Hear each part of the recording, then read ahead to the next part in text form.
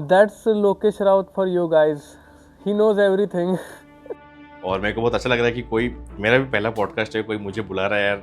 मुझे बहुत सारे कॉलेज के डीन ने प्रेशराइज किया वीडियो रिमूव करने के लिए।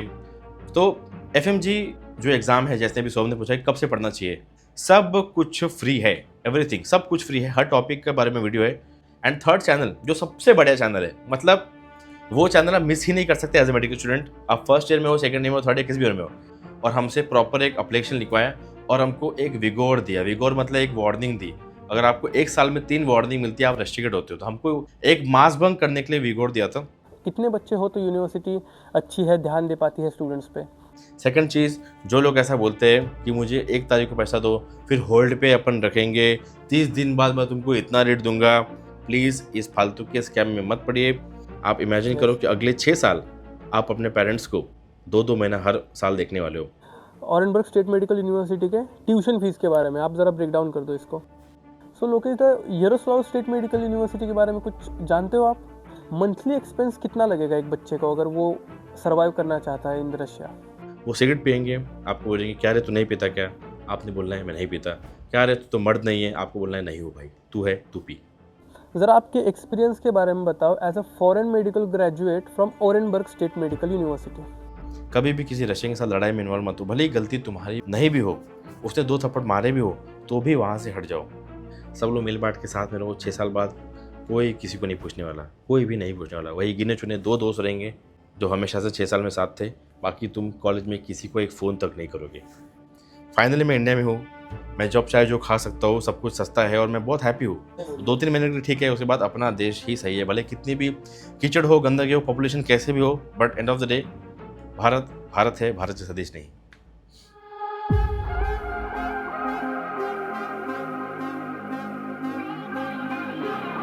Hey guys, welcome back to Soham Explores and please subscribe to this channel. So hey, what's up guys, my name is Soham and you're watching now Soham Explores. I am a second year MBBS student at Yaroslav State Medical University, Russia. ये video काफ़ी special होने वाला है क्योंकि आज हमारे साथ है एक ऐसा नाम जिन्होंने सिंगल हैंडेडली MBBS रशिया को रिप्रेजेंट किया है। काफ़ी सारे बच्चे इनके वीडियोस देख कर आते हैं। सो वेलकम करते हैं one and only Lokesh Raut sir का। Welcome to the Soham explores YouTube channel. बहुत धन्यवाद मेरा स्वागत करने के लिए, और बहुत बहुत बोल दिया इसने कि लोकेश दा, मैं आपको सर लोकेश सर ठीक है, लोकेश सर कहूँ, दादा कहूँ, क्या कहूँ आपको? दादा भैया, बस मेरे को सर्वर नहीं, मैं हमेशा बोलता हूँ कि मेरे को भैया बोला करो, भैया ही बोलो, सब लोग भैया ही बोलो। सो लोकेश भैया को तो काफ़ी सारे लोग जानते हैं, मुझे नहीं लगता इनको कोई इंट्रोडक्शन देने की ज़रूरत है। सो इनके लिए मैंने कुछ ऐसा क्वेश्चनर तैयार करके रखा है। काफ़ी सारे लोगों के डाउट्स होते हैं जो उनको शायद एक ट्रस्टेड पर्सन अगर उनके आंसर्स करे तो they will be sure about perceiving MBBS from Russia. So चलिए शुरू करते हैं। सो आपको कुछ कहना है लोकेश भैया? मैं जब मैंने स्टार्ट किया था अपना यूट्यूब, तब मेरे को लगता था कि भाई ये मैं इसका पॉडकास्ट लूँगा, उसका पॉडकास्ट लूँगा। मैंने 2-3 लोगों के साथ वीडियो बनाई और मेरा ये फर्स्ट टाइम है कि कोई, मतलब मेरे को पूछा बहुत लोगों ने, इसके पहले मुझे 1-2 लोगों ने पूछा था कि मेरे को भैया आपके साथ वीडियो करनी है वो पॉडकास्ट, बट मेरा कभी हो नहीं पाया। बट फिर सोहम ने मुझे आई थिंक 2-3 दिन पहले मैसेज किया और मेरे को बहुत अच्छा लग रहा है कि कोई मेरा भी पहला पॉडकास्ट है, कोई मुझे बुला रहा है यार। मैंने भी ऐसे स्टार्ट किया था जैसे सोहम ने स्टार्ट किया और आज I am on the other side, तो अच्छा लग रहा है मेरे को। Thank you. नहीं, मैं बहुत ज़्यादा ग्लैड हूँ कि आपने टाइम दिया और आप यहाँ पे आए हो, क्योंकि मैं तो आपके वीडियोस में जब मैंने वीडियो बनाना शुरू भी नहीं किया था तब से आपके वीडियो देख रहा हूँ मैं, और एक इंस्पिरेशन मिलती है कि अब्रॉड, मतलब not only in Russia but abroad में जो कुछ भी स्टूडेंट जाता है अचीव करने के लिए, सो वो एक इंस्पिरेशन बन गए हो आप कि कैसे क्या करें। और काफ़ी ज़्यादा आपने सिर्फ, अगर मैं जाऊँगा MBBS करने रशिया में और डिग्री लेके आऊँगा तो वो मेरा फ़ायदा हो गया, लेकिन आपका क्या सीन है कि आप गए और वो डिग्री एंड वो तो हमारा पर्सनल हो गया, लेकिन आपने जो अवेयर किया है ना स्टूडेंट्स को, हाफ ऑफ द इंडिया जो MBBS रशिया करने जाते हैं वो आपकी वीडियो देखे और वो अवेयर हो जाए, यही एक चीज़ हो जाती है बस। So that is a very big thing और आपको इंस्पायर करते हो आप उस वे में काफ़ी ज़्यादा। हाँ, जब मैंने अपने टाइम पे MBBS अब्रॉड के लिए हम लोग सोच रहे थे, तो हम लोग को ज़ीरो आइडिया था।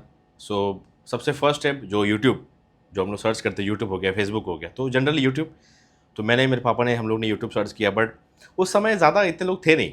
मोस्टली जो एजेंट कंसल्टेंट्स हैं उनकी वीडियो आती थी, और बहुत ही कम लोग थे जो यूट्यूब पे वीडियो बनाते थे। सो हम लोग को हमेशा लगता था कि भाई कैसे हम लोग देखें, कि मैं हमेशा चाहता था कि मैं जहाँ जा रहा हूँ वो हॉस्टल में पहले से देखूँ, मैं जिस रूम में जाऊँगा मैं रूम वो देखूँ, मैं जिस कॉलेज में जाऊँगा कॉलेज में देखूँ, मैं जिस सिटी में जाऊँगा वो सिटी में ऑलरेडी मैंने देखी हुई होनी चाहिए। तो तब मेरे को इस चीज़ की कमी महसूस हुई, और फिर जब मैंने एडमिशन लिया कैसे तैसे, तब मैंने जाके यूट्यूब मैंने शुरू किया, क्योंकि मुझे वीडियोज़ बनाना पसंद था।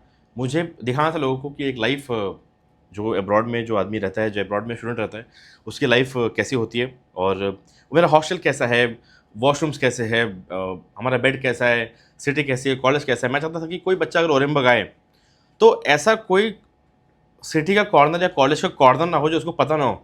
वो हमेशा बोलना चाहिए, अच्छा मैंने ये जो रूम है ना भैया, मैंने लोके बैग वीडियो में देखी थी। तो कोई एजेंट उसको गलत हॉस्टल दिखा के वो ये नहीं बोल पाएगा कि ओरेमबर्ग का हॉस्टल है, क्योंकि उसने ऑलरेडी देख चुका होगा कि अच्छा ओरेमबर्ग का हॉस्टल तो लोकेश भैया ने दिखा रखा है, ये तो ऐसे दिखता है, ये ऐसे नहीं दिखता।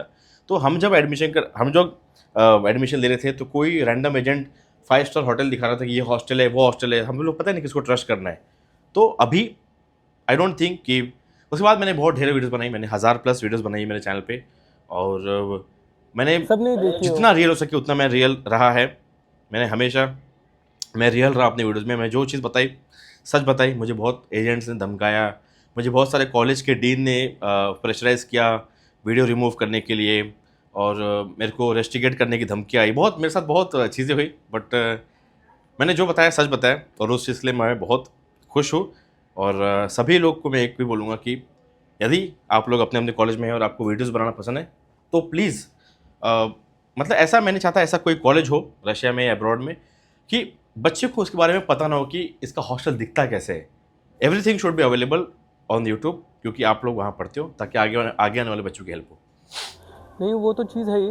मतलब हमारा वो तो 100% श्योर हूँ मैं उसके बारे में। हमारा कैसा होता था, फर्स्ट ईयर में जब आए थे तो हमें ऑब्वियसली कोई भी इन्फॉर्मेशन नहीं थी कैसे क्या होता है रशिया के अंदर, मतलब क्या कुछ। तो अगर एक आध बच्चा एग्ज़ाम में फेल हो गया तो वीडियो सर्च कर लो क्या क्या होता है क्या नहीं होता, तो आपका ही वीडियो वहाँ पे आ जाता है कि कैसा होता है क्या होता है। मतलब ऐसे पहला साल हमने ऐसे निकाला है, ऐसी चीज़ें करके।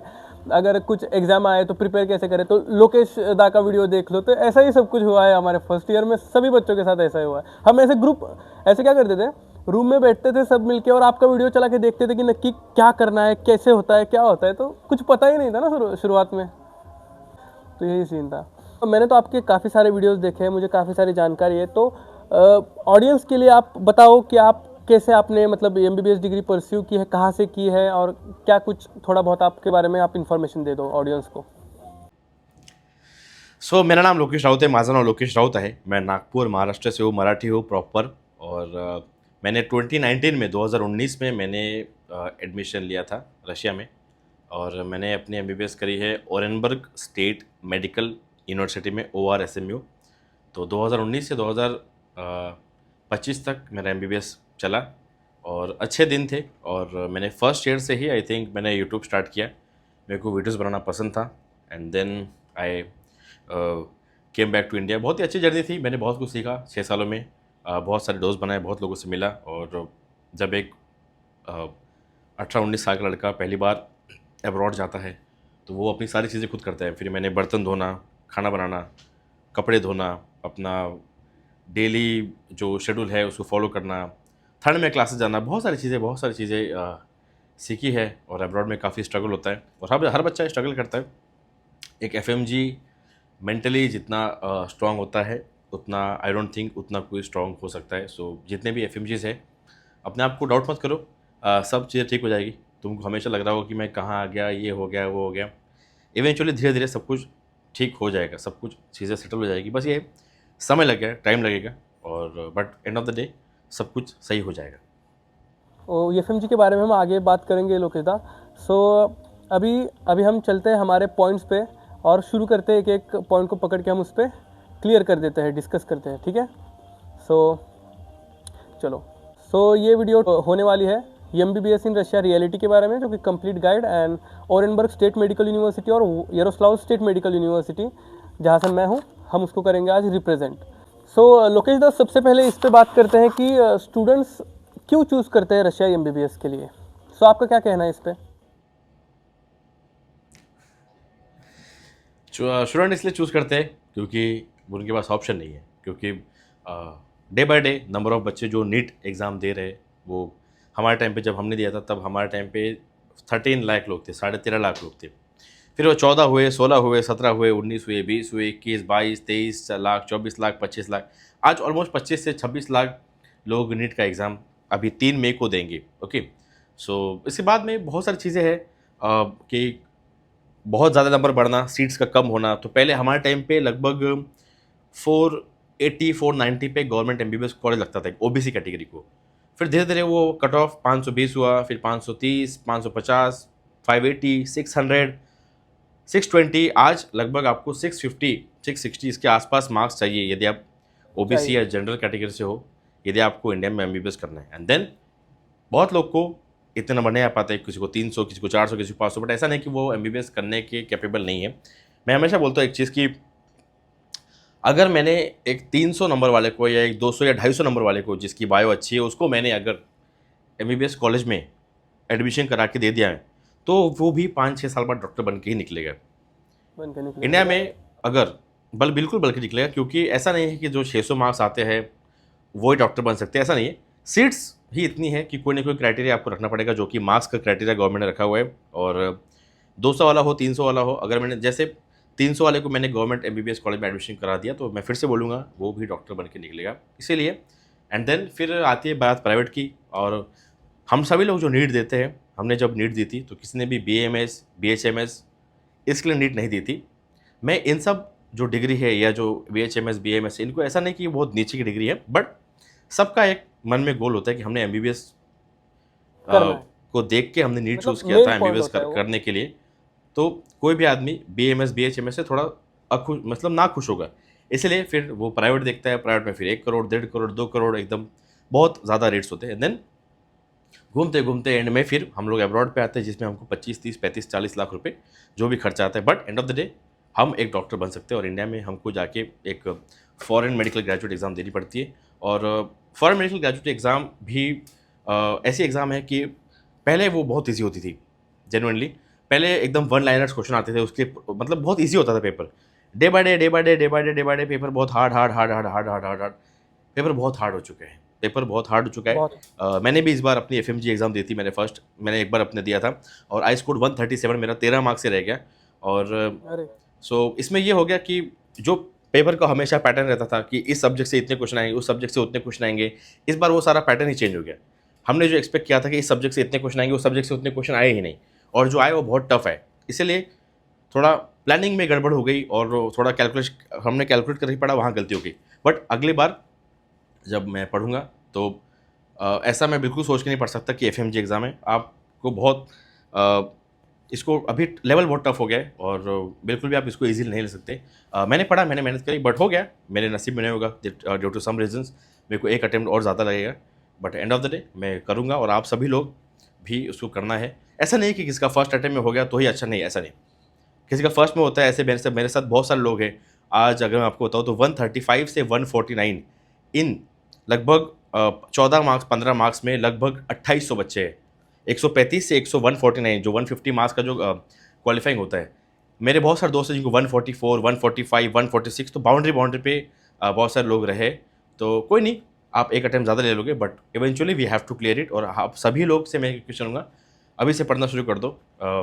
मैंने तो नहीं उतना करा, मैंने बहुत ही कम पढ़ा था, बट आप सभी लोग जो अभी फर्स्ट सेकेंड ईयर के हैं, प्लीज़ आप पढ़ना शुरू कर दीजिए। बेटर है कि आप कम से कम 5-6 सब्जेक्ट करके आए तो ज़्यादा आपके लिए बेटर होगा। आप क्या सजेस्ट करना चाहोगे कि अगर स्टूडेंट रशिया में है तो वो कौन सी ईयर से ऐसा सीरियसली एफएमजी के लिए पढ़ना चालू करे, या फिर क्या प्रेफर करना चाहिए उसे? देखो, सबसे पहली बात, आपको लग रहा होगा कि यार ये तो एफएमजी पास नहीं हुआ, लेकिन फिर भी बता रहा है, खुद से बता रहा है कि उसको 137 आए, जबकि क्वेश्चन वो था भी नहीं। इसने मुझे क्वेश्चन कुछ और पूछा था कि एमबीबीएस अब्रॉड क्यों चूज़ करना चाहिए, बट मैं आगे से आपको बता रहा हूँ कि उसमें कुछ वो नहीं है। इसमें मैं कुछ छुपा नहीं सकता कि मतलब जैसे मेरा क्लियर नहीं हुआ तो मैं इसको चीज़ को छुपाऊंगा कि मेरे को ये क्वेश्चन मत पूछना, नहीं। मैं चाहता हूँ कि जो मैंने फेस किया है वो आप लोग फेस ना करें। मुझे आज भी वो रिजल्ट का दिन याद है और मैं बहुत सरप्राइज था, मुझे लगा था कि मेरा हो जाएगा, but I miss due to some marks. तो FMG जो एग्ज़ाम है, जैसे अभी सोम ने पूछा कि कब से पढ़ना चाहिए, इसका सबसे बेस्ट आंसर ये है कि आप डे 1 से पढ़ना शुरू कर दो। आप जैसे ही वहाँ पहुँच गए, ये आप बिल्कुल 6 साल एंजॉय करो, कोई दिक्कत नहीं है, बट सिंसियरली हो सके तो फर्स्ट ईयर से शुरू हो जाइए। जितना जल्दी शुरू हो जाएंगे उतना लोड कम होगा, जितना लेट शुरू होंगे उतना समय कम बचेगा। अगर फर्स्ट ईयर से स्टार्ट करते हो तो 19 सब्जेक्ट के हिसाब से एक साल में सिर्फ 3 सब्जेक्ट करने पड़ते हैं, ओके। अगर आप सेकंड ईयर से स्टार्ट करते हो तो एक साल में लगभग आपको 4 सब्जेक्ट करने पड़ेंगे। अगर आप थर्ड ईयर से स्टार्ट करते हो तो लगभग 5 सब्जेक्ट करने पड़ेंगे। इस तरीके से जितना लेट आप स्टार्ट करोगे उतना आपको एक साल में उतने ज़्यादा सब्जेक्ट पढ़ने पड़ेंगे, ये आपके लिए दिक्कत हो जाएगी। इसलिए हाँ, कहाँ से पढ़ना है, क्या पढ़ना है, यूट्यूब पे बहुत सारी चीज़ें अवेलेबल, फ्री वीडियोज़ है, फ्री लेक्चर्स है, सब कुछ फ्री है, एवरीथिंग सब कुछ फ्री है। हर टॉपिक के बारे में वीडियो है, बस देखना शुरू कर दो, रैंडमली देखना शुरू कर दो, घिसो, याद करो, कुछ भी करो, बट अपना गिन के सोच लो कि मेरे को जाने से पहले, रशिया से यहाँ जाने से पहले 6 साल से पहले मेरे को कम से कम 5-6 बड़े सब्जेक्ट मेरे को निपटाने। जैसे मैं फार्माकोलॉजी करके जाऊँगा, मान लो मैं सर्जरी करके जाऊँगा या मैं मेडिसिन करके जाऊँगा, ऐसा आप सोच के रख लो कि मैं PSM करके जाऊँगा। जो भी मेरे 5-6 सब्जेक्ट है वो बड़े मैं यहाँ से पढ़ के जाऊँगा। ऐसे आप करो, जो कि मैंने नहीं किया, जो गलती मैंने करी है वो मैं आपको बता रहा हूँ कि मैंने उस समय नहीं करा, इसलिए मैंने भुगता, इसलिए मैंने ये फेस किया। अगर मैंने करा होता तो मैं आज हो सकता है कि मैं पहले इसमें निकल जाता, बट आप लोग प्लीज़ वो ना करिए। लोकेश दा, अगर किसी बच्चे को पढ़ना है जो कि MBBS रशिया से कर रहा है, तो वो कौन से यूट्यूब चैनल्स प्रेफर करे? कुछ आपके रिकमेंडेशन में नाम है? बहुत सारे। सबसे पहले तो प्रीप्लैटर का चैनल है, सबसे पहले उस पर प्रीप्लैटर के चैनल पे आपको प्रीति मैम की ढेरों सारी वीडियो मिल जाएगी, बहुत सारी वीडियो मिल जाएंगी। पैथो आपको उसमें पूरा मिल जाएगा, माइक्रो मिल जाएगा आपको, जो इसको हम बोलते हैं LRR, मतलब लास्ट मिनट जिसको रिविजन बोलते हैं, ठीक है। तो LRR को आप देखिए, उस पर आपको प्रीप्लैटर का जो चैनल है उस पर आपको बहुत सारी वीडियोस मिल जाएगी। और बहुत सारे टीचर्स हैं, अलग अलग टीचर का अलग अलग यूट्यूब चैनल है। डॉक्टर सिराज अहमद का फार्मा का चैनल है, डॉक्टर गोविंद राय गर्ग का चैनल है, सेरेबेलम का चैनल है, और जितने भी आपको यूट्यूब चैनल्स मिले, आप जस्ट टाइप करो अपने सब्जेक्ट का नाम। जैसे आपको फिजियोलॉजी पढ़ना है तो फिजियोलॉजी FMG लेक्चर इतना लिखो यूट्यूब पे, देखो 4-5 वीडियो जो आपको ठीक लगती है, उसके बाद में इवेंचुअली आपको खुद समझ में आ जाएगा कि मुझे कहाँ समझ में आ रहा है।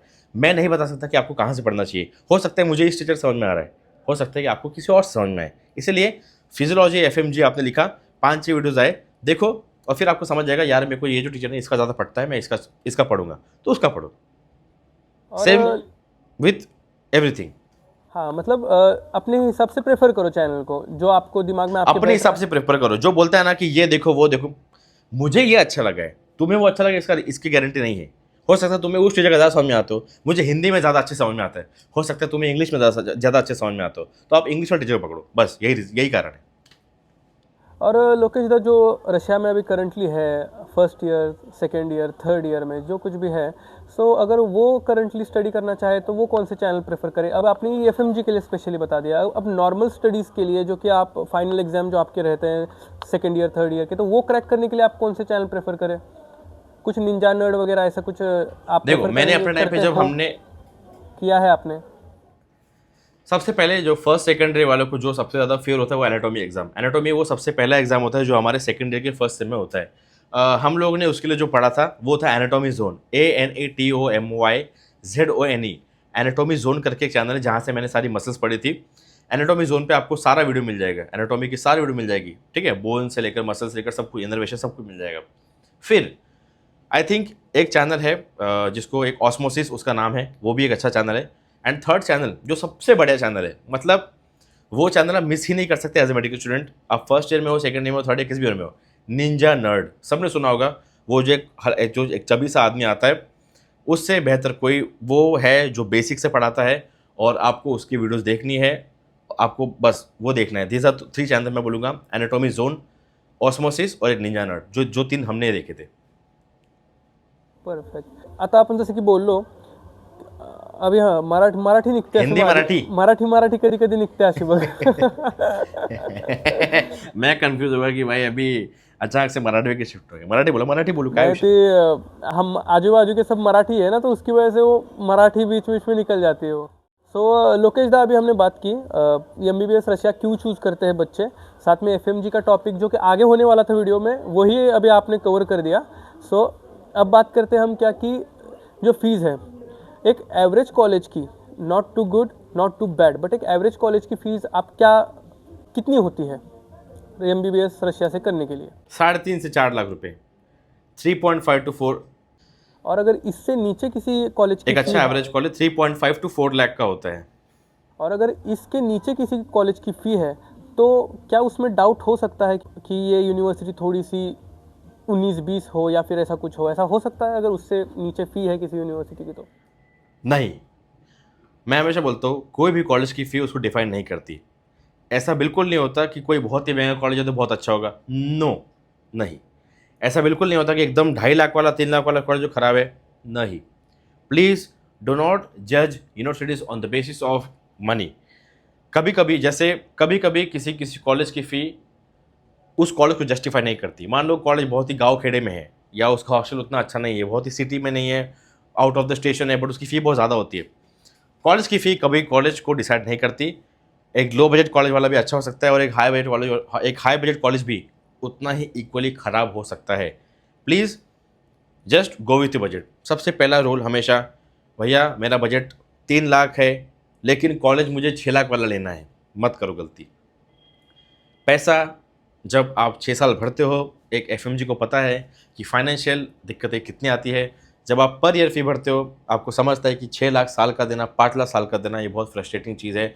आप अगर 6 साल के हिसाब से प्रिपेयर नहीं हो कि मुझे इतना पैसा लगेगा, प्लीज़ आप वो प्लान ड्रॉप कर दो। बहुत लोग बोलते हैं कि मैं एजुकेशन लोन लेके 35-40 लाख वाला कॉलेज लूँगा। 35-40 लाख का कॉलेज लोगे तो कम से कम 70 लाख वापस देने पड़ेंगे। मैंने एजुकेशन लोन लिया था लगभग लिया मैंने 4.68 लाख रुपीज़ टोटल। मैंने 4,68,000 सैंक्शन मैंने ज़्यादा कराया था, बट लिया मैंने सिर्फ 4,68,000।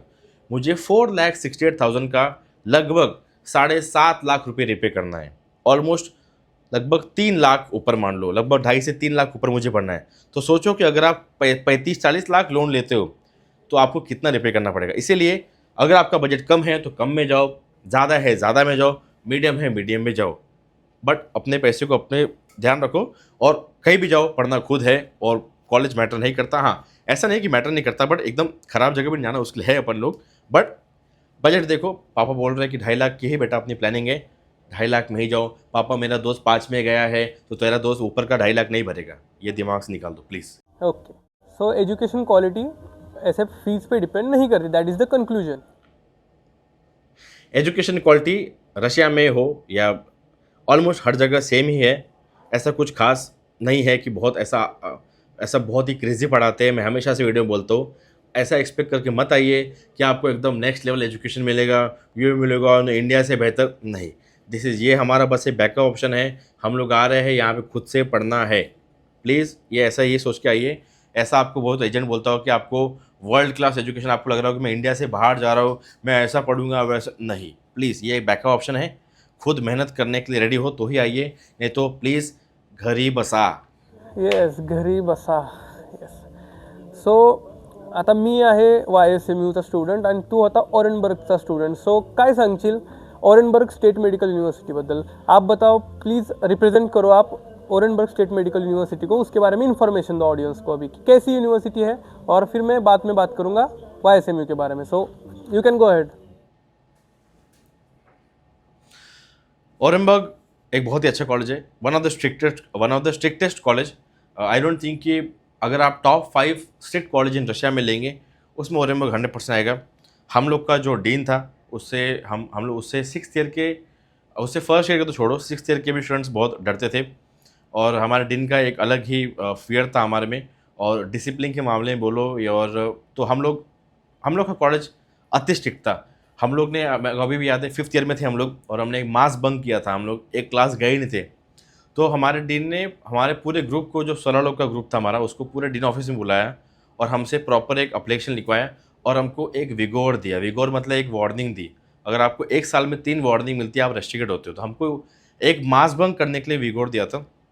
बाकी ऑरेनबर्ग एक बहुत छोटा सा टाउन है, बहुत ज़्यादा बड़ा नहीं है, बहुत शांत लोग हैं, बहुत शांत सिटी है, पीसफुल है. आपको हाई फाई नहीं कि बड़े बड़े मॉल्स, बड़े बड़े बिल्डिंग्स, महंगी महंगी गाड़ियाँ, नो. एक छोटा सा टाउन है और कॉलेज महंगा है, हॉस्टल्स प्राइवेट है, अच्छा है, बाकी कॉलेज अच्छा है और उसका एफ पासिंग रेशियो भी अच्छा है। ओवरऑल कॉलेज हमारा ठीक था। ओके। सो मतलब मुझे अब लोकेश जब तुम्हारी बातें सुन के ऐसा लग रहा है कि ऐसा कुछ चेंज नहीं है, यरूशलेम भी इसी तरीके से चलता है, मतलब एक छोटा सा ऐसा सिटी है और कुछ लोग ज़्यादा भीड़ भाड़ नहीं, यहाँ वहाँ नहीं, मतलब रशिया में मुझे बातें सुन के आपके ऐसा लग रहा है कि हर जगह मतलब ऐसा ही कल्चर चल रहा है, मतलब सेम टू सेम। जैसे अगर मैं हाँ, अभी, बट यारोस्लाव मॉस्को के पास है हाँ and of the day, Moscow के तो पास। आपको कभी घूमने जाना हो तो इट्स वेरी कन्वीनियंट कि आप मॉस्को जाओ। हम लोग से मॉस्को 1500 किलोमीटर था, तो हम लोग जब तक सोचते थे तब तक हमारी छुट्टियां खत्म हो जाती थी। अरे हमें 4-5 घंटे लगते हैं, सो ट्रेन से अगर गए तो फिर पहुँच जाते हैं 4-5 घंटे में वहाँ पे, ऐसा सीन हमको है। 4-5 घंटे तो प्लानिंग में लगते कि जाए ना जाए, और जब तक हम लोग सोचते टिकट बुक करते तब तक छुट्टियां खत्म हो जाती हैं। हम it's very far from us. Yes. So अगर टीचिंग स्टाइल की बात करें तो self study is the main thing in the YSMU, और मुझे ऑरेनबर्ग के बारे में क्या सीन है? टीचिंग स्टाइल में अगर मैं बोलूँ तो ओरेनबर्ग थोड़ा अलग है। इस मामले में मैं बिल्कुल ओरेनबर्ग का स्टैंड लूँगा। हमारे ऐसे कुछ डिपार्टमेंट्स हैं जो कि बहुत ही क्रेजी है। इससे हमारा एक नर्सिंग डिपार्टमेंट है, बहुत ही तगड़ा है, very very strict, proper quality पढ़ाई। एनाटॉमी प्रॉपर क्वालिटी पढ़ाई, पीडियाट्रिक्स प्रॉपर क्वालिटी पढ़ाई, ऑब्स गायनी प्रॉपर क्वालिटी, फिर हमारा जो थेरेपी था जिसको मेडिसिन बोलते हैं, प्रॉपर क्वालिटी। और जो और क्या है, और हमारे और मतलब ऐसे हमारे कुछ 5-6 डिपार्टमेंट्स थे, ऐसे 5 ऐसे सब्जेक्ट्स थे जो कि बहुत ही सीरियस, बहुत ही अच्छे, बहुत ही होनहार, बहुत ही ब्रिलियंट टीचर्स। अगर आप उन 6-7 सब्जेक्ट को छोड़ दो तो बाकी जगह फिर ऐसे ही काम है कि हाँ चलने दो, आने दो, बस जैसे बाकी जगह होता है। बट मतलब कुछ 6-7 डिपार्टमेंट्स तगड़े थे हमारे यहाँ। बाकी तो फिर मैं जेन्युइन मतलब कुछ बोलूँगा कि बाकी फिर ऐसे ही था, पांचट। कुछ ऐसे सब्जेक्ट जैसे लैटिन हो गया या तो बायो एथिक्स वगैरह, मतलब ये जो सब्जेक्ट है थोड़ा सा ढीला रखते हैं वो चीज़ों को।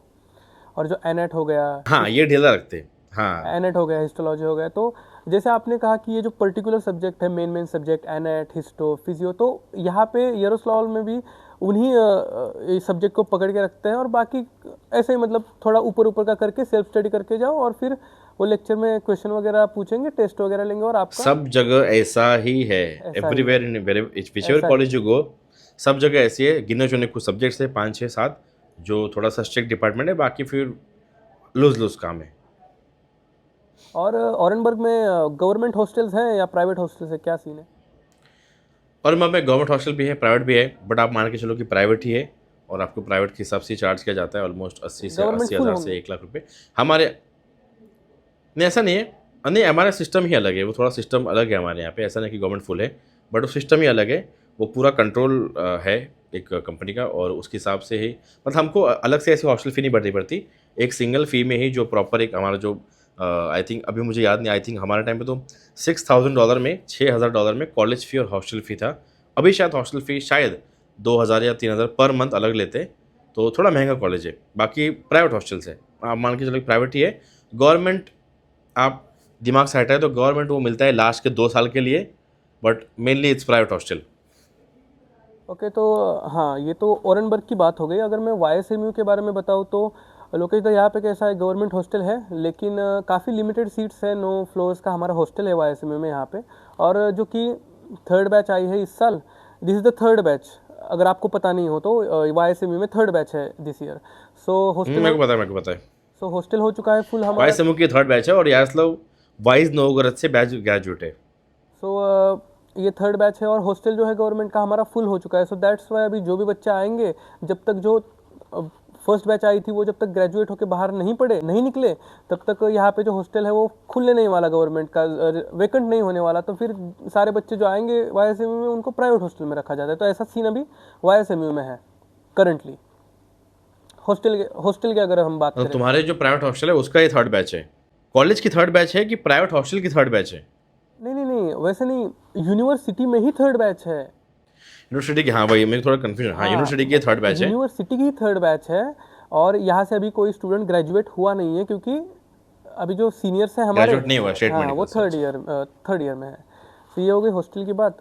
और इंडियन कम्युनिटी के बारे में बात करें, स्टूडेंट्स की जो इंडियन कम्युनिटी है वो बढ़ती जा रही है रशिया में। तो ऑरेनबर्ग में क्या सीन है, क्या नंबर क्या है इंडियन स्टूडेंट्स का? ओरेमन में कम से कम आई थिंक अभी 1300, 1200-1300 बच्चे होंगे। और ओरेमन में तो बहुत ज़्यादा इंडियंस है। प्रॉपर इंडियंस है, और उसमें से लगभग 40-50% महाराष्ट्रंस है। बाकी फिर यूपी, बिहार, जैसे तमिलनाडु, आंध्र प्रदेश, तेलंगाना, थोड़ा north east side, but mostly 40-50% her college में अगर आप जाओगे तो आपको महाराष्ट्रियन से मिलेंगे। और औरंगाबाद में अभी बच्चे होंगे 1200-1300 बच्चे होंगे ऑलमोस्ट। सो लोकेश दा, यहाँ अगर ये हो गई औरंगाबाद की बात, और ये देखकर तो मुझे ऐसा लग रहा है कि आपके जो है यहाँ पे अभी कौन सी नंबर क्या है बैच का, कौन सी बैच अभी ग्रेजुएट हुई है लास्ट ईयर, कौन से नंबर की बैच? अभी बैच ग्रेजुएट हुई है 7th बैच, हम लोग 7th बैच ग्रेजुएट हुए औरंगाबाद से। 19 में हमारी पहली बैच ग्रेजुएट हुई थी, 2019 में, फिर 20 में दूसरी, एंड देन अभी 25 में हम लोग ग्रेजुएट हुए, 7th बैच। आपका काफ़ी अच्छा नंबर है, और यही मतलब इसके हिसाब से आपके जो नंबर्स है वो मुझे लगता है कि इट्स वेरी गुड। और हमारे जो थर्ड बैच के अगर आपको नंबर बताओ तो अभी इंडियन स्टूडेंट्स टोटल जो है वो भी 700 के अराउंड है। और यस, जैसे कि आपने कहा फिर भी बहुत है, अगर 3 बैच में 700 बच्चे, इस बड़ा नंबर है। सो अराउंड 700 स्टूडेंट्स हैं, और 40 to 50% जैसे कि कहा महाराष्ट्रियंस है। सो हमने अभी बात की इंडियन स्टूडेंट्स के नंबर्स के बारे में कि अभी रशिया में आपकी यूनिवर्सिटी में, मेरी यूनिवर्सिटी में कितने बच्चे पढ़ रहे हैं। सो मुझे लगता है अभी YSMU is the new university right now for Indian students. लेकिन जो बाकी के रशिया में यूनिवर्सिटीज़ हैं जहाँ से इंडियन स्टूडेंट्स MBBS की डिग्री परस्यू कर रहे हैं, तो वहाँ पे क्या नंबर ऐसा ही रहता है जैसे आपने बताया 1300-1400 ऐसा ही रहता है, या आपका कुछ ज़्यादा है, आपका थोड़ा कम है, मतलब क्या सीन है ऐसा? नहीं, जहाँ से बैच पास आउट है, और ऑलमोस्ट हर कॉलेज में अभी एवरी ईयर 250-300 बच्चे जाते हैं, तो हर कॉलेज में ऑलमोस्ट आपको जहाँ से बैच पास आउट है वहाँ पे आपको 1000+ स्टूडेंट्स मिलेंगे ही। वो ना, जब तक किसी कॉलेज में लिमिटेड सीट्स ना हो कि हम लोग एक साल के 200 ही लेते या 150 लेते, but most of the places you will find 1000+ students. Okay, so Lokesh da, आपका क्या कहना है कि 1000 बार बच्चे हैं तो इट इज़ गुड, अगर 1200-1300 है सो इट इज़ बैड, मतलब आपका क्या ओपिनियन है, एक आइडियल नंबर क्या है, कितने बच्चे हो तो यूनिवर्सिटी अच्छी है, ध्यान दे पाती है स्टूडेंट्स पे, इंडियन स्टूडेंट्स पे? नहीं, ये बच्चे ज़्यादा हो तो एक आइडियल यूनिवर्सिटी ऐसा नहीं है। अगर आपके मान लो किसी कॉलेज ने फ्रेश स्टार्ट किया है तो ऑब्वियसली वहाँ बच्चे कम होंगे, वहाँ 2 बैच गए तो और थोड़े ज़्यादा बच्चे होंगे, थर्ड 3 बैच है वहाँ पे और थोड़े ज़्यादा बच्चे होंगे। तो ऐसा कभी आइडियल नंबर ऑफ स्टूडेंट्स कभी होता नहीं है। आई थिंक कि बच्चे कॉलेज ने उतने लेने चाहिए, और जितने उनके पास हॉस्टल में सीट्स अवेलेबल है। जैसे बशकीर का एक एग्जाम्पल है, बशकीर ने हमेशा से जितने लास्ट 2-3 सालों से जितने उनके पास हॉस्टल सीट्स थी उससे डबल ऑलमोस्ट बच्चे लिए, और दे स्टार्टेड विथ 700-800, देन फिर उनका नंबर बढ़ते गया, एंड देन बच्चों को तकलीफ हुई, बच्चों को हॉस्टल नहीं मिला, बच्चे लाइब्रेरी में सोए, बच्चों को एक्सपेल किया गया। तो आई थिंक कोई कॉलेज ऐसा ना करे। हाँ, आपके पास में सीट्स 250 है 250 लो, 300 है 300 लो, जितना है उतना लो, बट बेवजह आप ज़्यादा नंबर लेके फिर बच्चों को आप रेस्ट्रिकेट करोगे, क्योंकि एंड ऑफ द डे आपको पता है कि उतने आप एंड तक उतने लोगों को आप डिग्री नहीं दे सकते। तो ऐसा आइडियल नंबर मैं कभी बोलूँगा नहीं कि कुछ होता है। It varies from college to college. अगर आपके पास हॉस्टल है, सीट्स है तो बच्चे लो, नहीं है तो मत लो। ओके ओके, सो वही तो बशकीर का सीन तो सबने ही देखा था क्या हुआ था। सो चलिए बढ़ते हैं नेक्स्ट पॉइंट के ऊपर। सो लोकेश दा, अभी जो ओरेनबर्ग स्टेट है उस वहाँ का वेदर कैसा रहता है, मतलब ऑन एन एवरेज पूरे साल अगर देखा जाए तो कैसा रहता है, ठंडी ज़्यादा रहती है और या? में प्रॉपर ठंड पड़ती है, प्रॉपर -25, -30, -35 ठंड जाती है। ओके और हमारे यहाँ ठंड शुरू होती है लगभग नवंबर से, नवंबर 10 के आसपास से, और नवंबर के एंड तक मान लो स्नोफॉल होता है। दिसंबर में 25 तारीख से लेकर 10 जनवरी तक छुट्टियाँ होती है, एंड देन उसके बाद में जैन में बहुत ठंड पड़ती है, फेब में बहुत ठंड पड़ती है, एंड देन धीरे धीरे मार्च में फिर ठंड कम होती है, अप्रैल में बर्फ़ पिघलता है, and then we have summers. तो ओरेंबर्ग में ठंड पड़ती है ठंड, जिसको ठंड से दिक्कत है वो ना आए, ओरेंबर्ग ठंड प्रॉपर पड़ती है। मतलब लोकेश दा, यहाँ पे भी वैसा ही सीन है जो आपने जैसे कहा कि मार्च हो गया, अप्रैल हो गया, मार्च में थोड़ी थोड़ी स्नो जाना शुरू हो जाता है और अप्रैल तक हल्की हल्की गर्मी लगना शुरू हो जाता है, सन वगैरह निकलता है ना। तो विंटर्स में यूजुअली हमें सन देखने को नहीं मिलता, सूरज देखने को नहीं मिलता यहाँ पे, 3-4 बजे ही अंधेरा हो जाता है यरूशलेम में। तो वहाँ पे भी वैसा ही होता है? सब जगह ओके, सब तो जगह वैसा ही ऐसे यहाँ पे होता है। भी और या जब ठंड यहाँ होती है पे तो जल्दी दिन ढल जाता है, लगभग 4-5 बजे दिन ढल जाता है सब जगह, और फिर सुबह भी लेट होती है। सुबह भी हमारे यहाँ 9-10 बजे सुबह होती थी। बट ऐसा नहीं कि सारे कॉलेज में ऐसा होता है, ऐसे बहुत सारे कॉलेज जहाँ पे ठंड नहीं पड़ती। बहुत सारे ऐसे कॉलेज, जैसे आप कबाडिनो साइड चले जाओ, कबाडिनो, नॉर्थ कोकेशियन, सेवास्टोपोल, ये सब जो एरिया है उधर कबाडिनो तरफ, उधर ठंड उतनी नहीं पड़ती। बहुत आपको रेयरली आपको स्नोफॉल देखने मिलेगा, और ठंड पड़ेगी तो हार्डली -5 तक मिलेगी। ऐसा है। कुछ कुछ रीजन है जहाँ बहुत ज़्यादा ठंड पड़ती है, जैसे साइबेरियन हो गया, तोम्स्क रीजन, नोवसिबिर्स्क रीजन, इस तरफ बहुत ठंड होती है। तो बहुत बड़ा देश है, और ऐसा यहाँ पे आपको हर वेदर यहाँ पे देखने मिल जाएगा। You can see each and every weather. आपको प्रॉपर गर्मी चाहिए तो फिर कुबान, तो ऐसा बहुत सारे एरिया है, बट मोस्ट ऑफ द जगह आपको ठंड ही मिलती है। और लोकेश भाई, इंडिया में लोगों को क्या लगता है कि रशिया में ठंड पड़ती है तो वहाँ पे गर्मी का तो कुछ नामो निशान होता नहीं होगा, लेकिन जब समर आता है तो पसीने निकलते हैं, लिटरली पसीने निकलते हैं यहाँ पे। लोगों को ऐसा पता नहीं है इंडिया में ये चीज़, वो समझते हाँ, हैं कि लोग हमेशा ठंड। बोलते हैं कि बापू कि वहाँ ठंड रहती है तो तुम कैसे रहते हो? बाबा ठंड बाहर पड़ती है, हम लोग रास्ते में थोड़ी सोते हैं। हाँ, रूम में सोते हैं, वो रूम में हीटर होता है, रूम में ब्लैंकेट होता है। मुझे लिटरली मुझे उस चीज़ पे मतलब कभी कभार हंसी आती है कि अरे इतनी ठंड है, तुम रूम में कैसे रह लेते हो। अब इनको कैसे बताए कि भाई हीटर वगैरह होते हैं, सब होता है सीन। दोस्त वगैरह बोलते हैं ना ऐसा सीन, हाँ, नहीं, तो वो उनको तो समझाना पड़ता है। लोगों को नॉलेज नहीं है, इसलिए ऐसा ऐसा बोलते हैं रिलेटिव्स। अब तो लोगों को नॉलेज नहीं होता, इसलिए ऐसे बोलते हैं कि ये इतनी ठंड है तो रहते कैसे हो, ये वो। तो उनको पता, जैसे रशिया में बस में हीटर है, रूम में हीटर होते हैं, टैक्सीज में हीटर है, सब जगह हीटर होते हैं। बस आप जब सड़क पे चलते हो, जब आप स्ट्रीट्स पे हो, तो तब भी आपको ठंड नहीं लगती, क्योंकि जैसा बोलते हैं कि जैसा देश वैसा भेष। तो वहाँ पे ऐसे प्रॉपर जैकेट्स मिलते हैं, प्रॉपर स्नो बूट्स मिलते हैं, जो जिसको आप पहनो, यू नॉट फील एनीथिंग। आपके पास प्रॉपर ग्लव्स होते हैं, जैकेट होता है, उसको टोपा होता है, सब कुछ। तो आप जैसे जैसे रहोगे यू विल गेट एडेप्टेड, और नहीं आपको ठंड लगेगी, तो आप मैनेजेबल है। बट किसी को अगर अस्थमा का प्रॉब्लम है ना, किसी को दिक्कत है, सांस लेने में दिक्कत होती है, तो उन लोगों ने थोड़ा, आप कोल्डर रीजन्स आपने अवॉइड करना चाहिए मेरे हिसाब से तो भी, नहीं तो आपको सीवियर दिक्कत हो जाएगी। बाकी सब वही लोग वही एडजस्ट कर लेंगे, कोई दिक्कत नहीं है। वही आपके यहाँ भी वही सुपरमार्केट, लिंटा हो गया, मैग्नेट हो गया, पेत्रोचका हो गया, वही सारी चीज़ें। सब ये सब ग्लोबल ब्रांड्स हैं रशिया के, जैसे लिंता, पेत्रुश्का, मग्नित हो गया, ओजोन, ब्लू, वाइल्ड बेरीज, ये सब ग्लोबल ब्रांड्स हैं। जैसे अपने यहाँ मान लो, जैसे महाराष्ट्र में ये डीमार्ट। चलता है, डिमार्ट बहुत चलता है हमारे यहाँ। डीमार्ट, डिमार्ट हाँ डीमार्ट। हमारे फेमस है, बिग बाज़ार चलता है, हल्दीराम जैसे चलता है, एक फेमस ब्रांड्स है। वैसे ही सब जगह होता है, और रशिया में भी वैसे ही मार्केट्स होते हैं, और आपको सब चीज़ें आपको मिल जाएगी, ऐसे कोई आपको दिक्कत नहीं आती। बट हाँ, थोड़ा चीज़ें महंगी होती है बस।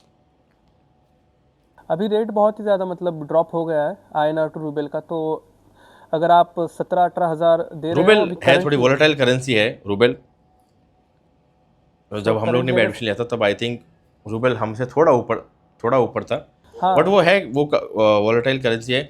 कभी नुकसान होता है अपने को, कभी फ़ायदा भी होता है। ऐसा भी कभी टाइम आया था कि कब तब इंडियन करेंसी काफ़ी स्ट्रांग हो गई थी, ऐसा भी समय आया था। बट हाँ, अभी सिचुएशन बहुत ख़राब चल रही है। मुझे पता है कि आप 1 लाख रुपया दो तो आपको लगभग 80,000 81,000 रूबल अभी मिलते हैं। हाँ, तो ये फ्लक्चुएशन चलते रहते हैं, कभी आपको फ़ायदा होगा, कभी आपको नुकसान होगा। तो एंड ऑफ द डे वो है, वो तो पार्ट ऑफ द इकोनॉमी है उसको। हाँ, रूबल बहुत ये है भैया, हम लोग एडमिशन लेंगे, ये आपका रीज़न नहीं होना चाहिए। हाँ, पैसों का फ़र्क आएगा, मुझे पता है। बट आप सोचो, 1 लाख पे 20,000 का फ़र्क आएगा, 3 लाख पे हार्डली 50-60 हज़ार का फ़र्क आता है। तो वो कभी आपको फ़ायदा भी होगा, कभी आपको नुकसान भी होगा। जो स्टूडेंट्स है यहाँ पे रशिया के अंदर, तो उनको अगर उनकी करेंसी जो INR टू रूबल कन्वर्ट करना है, सो कौन सा रास्ता वो इस्तेमाल करें, मतलब what is the way to exchange their currency from INR to rouble. आंध्र रूबल एक्सचेंज करने के लिए आई थिंक कि सबसे पहली बात है कि आपको भरोसा होना चाहिए कि आप अपना पैसा किसको देते हो। ये बहुत ही अच्छा क्वेश्चन पूछा सोम ने, और आई एम वेरी ग्लैड कि उसने क्वेश्चन पूछा। बीच में बहुत बड़ा स्कैम होता, आई थिंक सबने सुना होगा, 8 करोड़ 9 करोड़ ऐसा कुछ का स्कैम होता। तो इसमें दो चीज़ें होती है। एक तो आपके कॉलेज के ही लोग होते हैं जो आपको करेंसी एक्सचेंज करके देते हैं, और जो आपको पता होता है कि ये जेन्युइन लोग हैं, और इनके पास अगर आप पैसा दोगे, आपका पैसा नहीं फंसेगा, आपको अपना रूबल मिलेगा। प्लीज़, आपको जिस पे बहुत ज़्यादा 100% 100% ट्रस्ट है कि मैं हर बार सालों से इस भैया से कराते आ रहा हूँ, ये बहुत ट्रस्टेड है। हाँ, भले ही रेट थोड़ा कम हो, बट पैसा गारंटीड मिलता है, उसी आदमी से कराइए। आप लिटरली 10,000 20,000 रुपये एक्सचेंज कराते हो, और आप 1-2 पॉइंट के लिए, कि वो 2 पॉइंट ऊपर दे रहा है, 1 पॉइंट ऊपर दे रहा है, उस चक्कर में आप किसी भलते ही रैंडम यूनिवर्सिटी के किसी रैंडम नंबर पे वो आपको मैसेज आता है कि मैं इतना रेट दूंगा। आपको लगता है भाई ये तो 2 पॉइंट ज़्यादा दे रहा है। अरे बाबा, समझा करो प्लीज़। आपको 20,000 पे किसी ने 2 पॉइंट ऊपर दे दे तो आपको कितने का फ़र्क आ जाएगा। किसी रैंडम नंबर से मैसेज आएगा कि मैं इतना ऊपर दूँगा, आप उसको जानते भी नहीं, फिर आप पैसा भेज देते हो, फिर आप वो आपको ब्लॉक कर देता है। वो बोलता है कि मैं फलाने-फलाने यूनिवर्सिटी में इतने-इतने ईयर पढ़ता हूँ, आपको कुछ पता नहीं, कुछ नहीं, फिर आपका पैसा फँस जाता है। ये गलती मत करिए। जो 100% ट्रस्टेड आपको लगता है कि ये मेरा पैसा कहीं नहीं जाएगा, उनको दीजिए, भले वो थोड़ा र रेट कम क्यों ना दे। सेकंड चीज़, जो लोग ऐसा बोलते हैं कि मुझे 1 तारीख को पैसा दो, फिर होल्ड पे अपन रखेंगे, 30 दिन बाद मैं तुमको इतना रेट दूँगा, प्लीज़ इस फालतू के स्कैम में मत पड़िए। आपको कैसे पता कि आप उसको पैसा देंगे और वो 1 महीना तक आपको आप उससे ना आप उसके साथ रहते हो, और वो आपको कैसे ज़्यादा रेट दे सकता है जब उसको पता ही नहीं कि 30 दिन बाद क्या रेट होने वाला है, ठीक है? तो ये सब स्कैम से बचिए। बच्चे, मुझे पता है कि फ़ीस एक्सचेंज करने के लिए होल्ड करेंगे, ये करेंगे और फिर मुझे 1 लाख पे 2,000 ज़्यादा मिलेंगे। 1 लाख अगर चले गए तो पूरे 1 लाख जाएँगे, बट 2,000 कम मिले चलेगा, बट प्लीज़ पैसा उन्हीं लोगों से एक्सचेंज कराइए। और ये सब जो एक्सचेंजिंग है स्टूडेंट्स ही करते हैं। मैंने अपने टाइम पे भी बच्चों का पैसा एक्सचेंज किया है। आई नेवर, कभी वैसा नहीं कि मैंने किसी का फ्रॉड किया, कभी नहीं, ऐसा है। तो भले ही बच्चों को आप थोड़ा कम रेट दो, बट आप भी प्रॉफिट उसमें कमाओ। जो एक्सचेंजर्स है, मैं ये बोलूँगा कि जो एक्सचेंजर्स है, प्लीज़ बच्चों का स्कैम मत करिए। हाँ, आप रेट ऐसा दीजिए कि आपको भी प्रॉफिट हो, है ना, और उनका भी पैसा सेफ टू सेफ जाए। बट बच्चे 1-2 पॉइंट के लिए मत ऐसा किया करो कि किसी रैंडम को पैसे दे दिए, इसमें आपका ही नुकसान है। और मैं मोस्टली बोलूँगा कि अपने कॉलेज में ही किसी से एक्सचेंज कराइए, ताकि कल चल के कुछ हो गया तो आप उसकी बुद्धि पकड़ पाए। Yes, thank you Lokesh da for the information, क्योंकि बहुत सारे बच्चे अभी अवेयर होने वाले इस चीज़ के बारे में। होल्डिंग वगैरह का सीन काफ़ी चालू है, यहाँ पे भी है और आई गेस कि सभी जगह पे होता है ये सीन। हाँ, ये बकवास है, ये दूर रहो इससे, कोई कोई मतलब नहीं है। ये सब करके तुमको बहुत पैसे का फ़र्क नहीं पड़ जाएगा, ना तुम्हारा बहुत ऐसा पैसा बच जाएगा, तुम 1-2 प्लॉट या 1-2 घर ले लोगे, कुछ नहीं। जाएगा तो पूरा पैसा जाएगा, तब रोते बैठोगे। Yes yes. सो थोड़ा और हम ऑडियंस को ज़रा रियलिटी चेक दे देते हैं। अब बात करते हैं कि यहाँ पे हमें बताया तो जाता है कि जब बच्चा इंडिया से आएगा रशिया में, तो उसको पूरा जो कोर्स है 6 साल का, वो पूरा इंग्लिश मीडियम में दिया जाएगा। लेकिन जो लैंग्वेज बैरियर की प्रॉब्लम है, क्या आती है? आप बताओ, ज़रा क्लियर कर दो इस चीज़ को ऑडियंस के लिए। बिल्कुल लैंग्वेज बैरियर की प्रॉब्लम आती है, और बिल्कुल आए भी, क्यों नहीं। आप एक देश से दूसरे देश जा रहे हो, ऑब्वियसली लैंग्वेज बैरियर की प्रॉब्लम आएगी। वहाँ कोई अलग भाषा बोली जाती है, हमारे यहाँ कोई अलग भाषा बोली जाती है, बट आपको पैनिक नहीं करना है। आप गए हो फर्स्ट ईयर में, न्यू लैंग्वेज है, आपको नहीं आती है, ऑब्वियसली किसी को पहले दिन नहीं आती है। धीरे धीरे टाइम लगेगा, टाइम आप स्पेंड करोगे, धीरे धीरे आप लैंग्वेज सीखोगे, सब चीज़ें सही हो जाएगी। आपने पैनिक नहीं करनी है। लैंग्वेज बैरियर आती है, और धीरे धीरे 1 महीना, 2 महीना, 3 महीने, 5-6 महीने में आप कॉन्फिडेंट हो जाओगे, और आपको भी चीज़ें समझने लगेगी, और 1 साल में आप अच्छे से फ्लुएंटली बोलने लग जाओगे, ठीक है। तो बिल्कुल टेंशन नहीं लेना है। और लैंग्वेज बैरियर आता है, हम लोग अलग कंट्री जा रहे हैं, हम एक्सपेक्ट नहीं कर सकते वो हिंदी में बात करें, मराठी में बात करें। We have to talk in their language. हाँ, वो लोग जब इंडिया आएंगे तब तुम दबा के हिंदी में बात करो, उनको हिंदी सीखने के लिए मजबूर करो। बट अगर हम उनके यहाँ जा रहे हैं तो आप रशियन सीखिए, और प्लीज़ रशियन को हल्के में मत लीजिए। जिसकी जितनी ज़्यादा अच्छी रशियन होगी, उसको ज़्यादा उतना रिस्पेक्ट मिलता है टीचर्स से। यस। और जिनको पता नहीं है, रशियन लैंग्वेज का सब्जेक्ट भी आपको होता है सेकेंड ईयर तक, सो वो भी पढ़ाई जाती है, आपको रशियन भी पढ़ाई जाती है। सो हाँ, रशियन लैंग्वेज की एकेडमिक प्रॉपर क्लासेस होते हैं। प्रेशर के बारे में कुछ बात करना चाहोगे आप? एकेडमिक प्रेशर ऐसा रशिया में कुछ होता नहीं है। बहुत इजी होता है, ऐसा कोई बहुत टफ एग्जाम नहीं होता है। कभी भी किसी आदमी को ऐसा बहुत टेंशन आ जाए पढ़ाई का, अरे क्या पढ़ूँ, अरे बाप रे, ऐसा नहीं होता। रशिया में एग्ज़ाम्स ऐसा नहीं कि बहुत टफ ली जाती। हाँ, प्रेशर आता है, क्योंकि जब एग्ज़ाम आता है, जैसे एनाटॉमी का एग्ज़ाम आ गया है, या आपका जो बड़ा एग्ज़ाम है, जो मेन एग्ज़ाम आ गया, उसमें सब लोग डरते हैं, और वो होना चाहिए, उसका एक फ़ियर एक होता ही है। बट ऐसा नहीं कि आपको बहुत ज़्यादा पढ़ना पड़ेगा तो ही आपको पास करेंगे, नहीं। आपने बेसिक भी पढ़ा तो भी आपको पास करते हैं। आपने कुछ भी नहीं पढ़ा, आपने पुस्तक खोला ही नहीं, तो ही आप फेल होते, नहीं तो आपने बेसिक भी पढ़ा तो भी आप पास होते हो। ऐसा कोई प्रेशर ज़्यादा होता नहीं है। हाँ, और उसमें अलग मज़ा है जब आप साथ पढ़ते हो, आपका एग्ज़ाम आता है, क्योंकि रशिया में लोग तभी पढ़ते हैं जब उनका एग्ज़ाम आते हैं। ऐसा नहीं कि रशिया में, इंडिया में भी, IIMGs बोलो, कोई भी पढ़ता तभी है जब उसके एग्ज़ाम्स आते हैं। कोई ऐसा डेली नहीं पढ़ता है कॉलेज में। Yes yes. सो लोकेश दा, MBBS रशिया के बारे में प्रोज एंड कॉन्स बताओ आप। MBBS रशिया का सबसे पहला प्रो ये है कि हमको डॉक्टर बनने का मौका इसने दिया।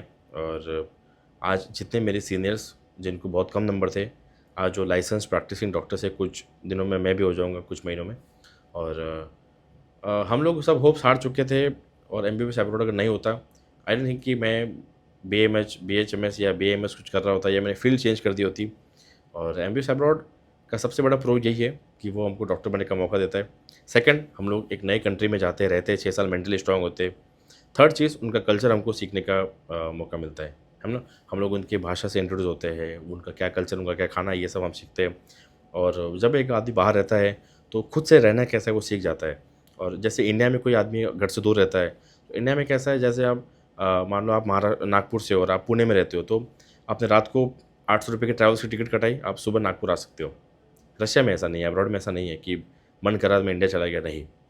आपको बहुत ही मेंटली आपको स्ट्रांग रहना पड़ता है। ऐसा नहीं कि मैं मन चला तो उठ गया इंडिया चला गया, ऐसा नहीं होता। तो ये चीज़ें आपको सिखाएंगे कि आपको खुद का पैसा कैसे मैनेज करना है, खाना कैसे बनाना है, टाइम कैसे मैनेज करना है, कपड़े आप धोते कैसे हो।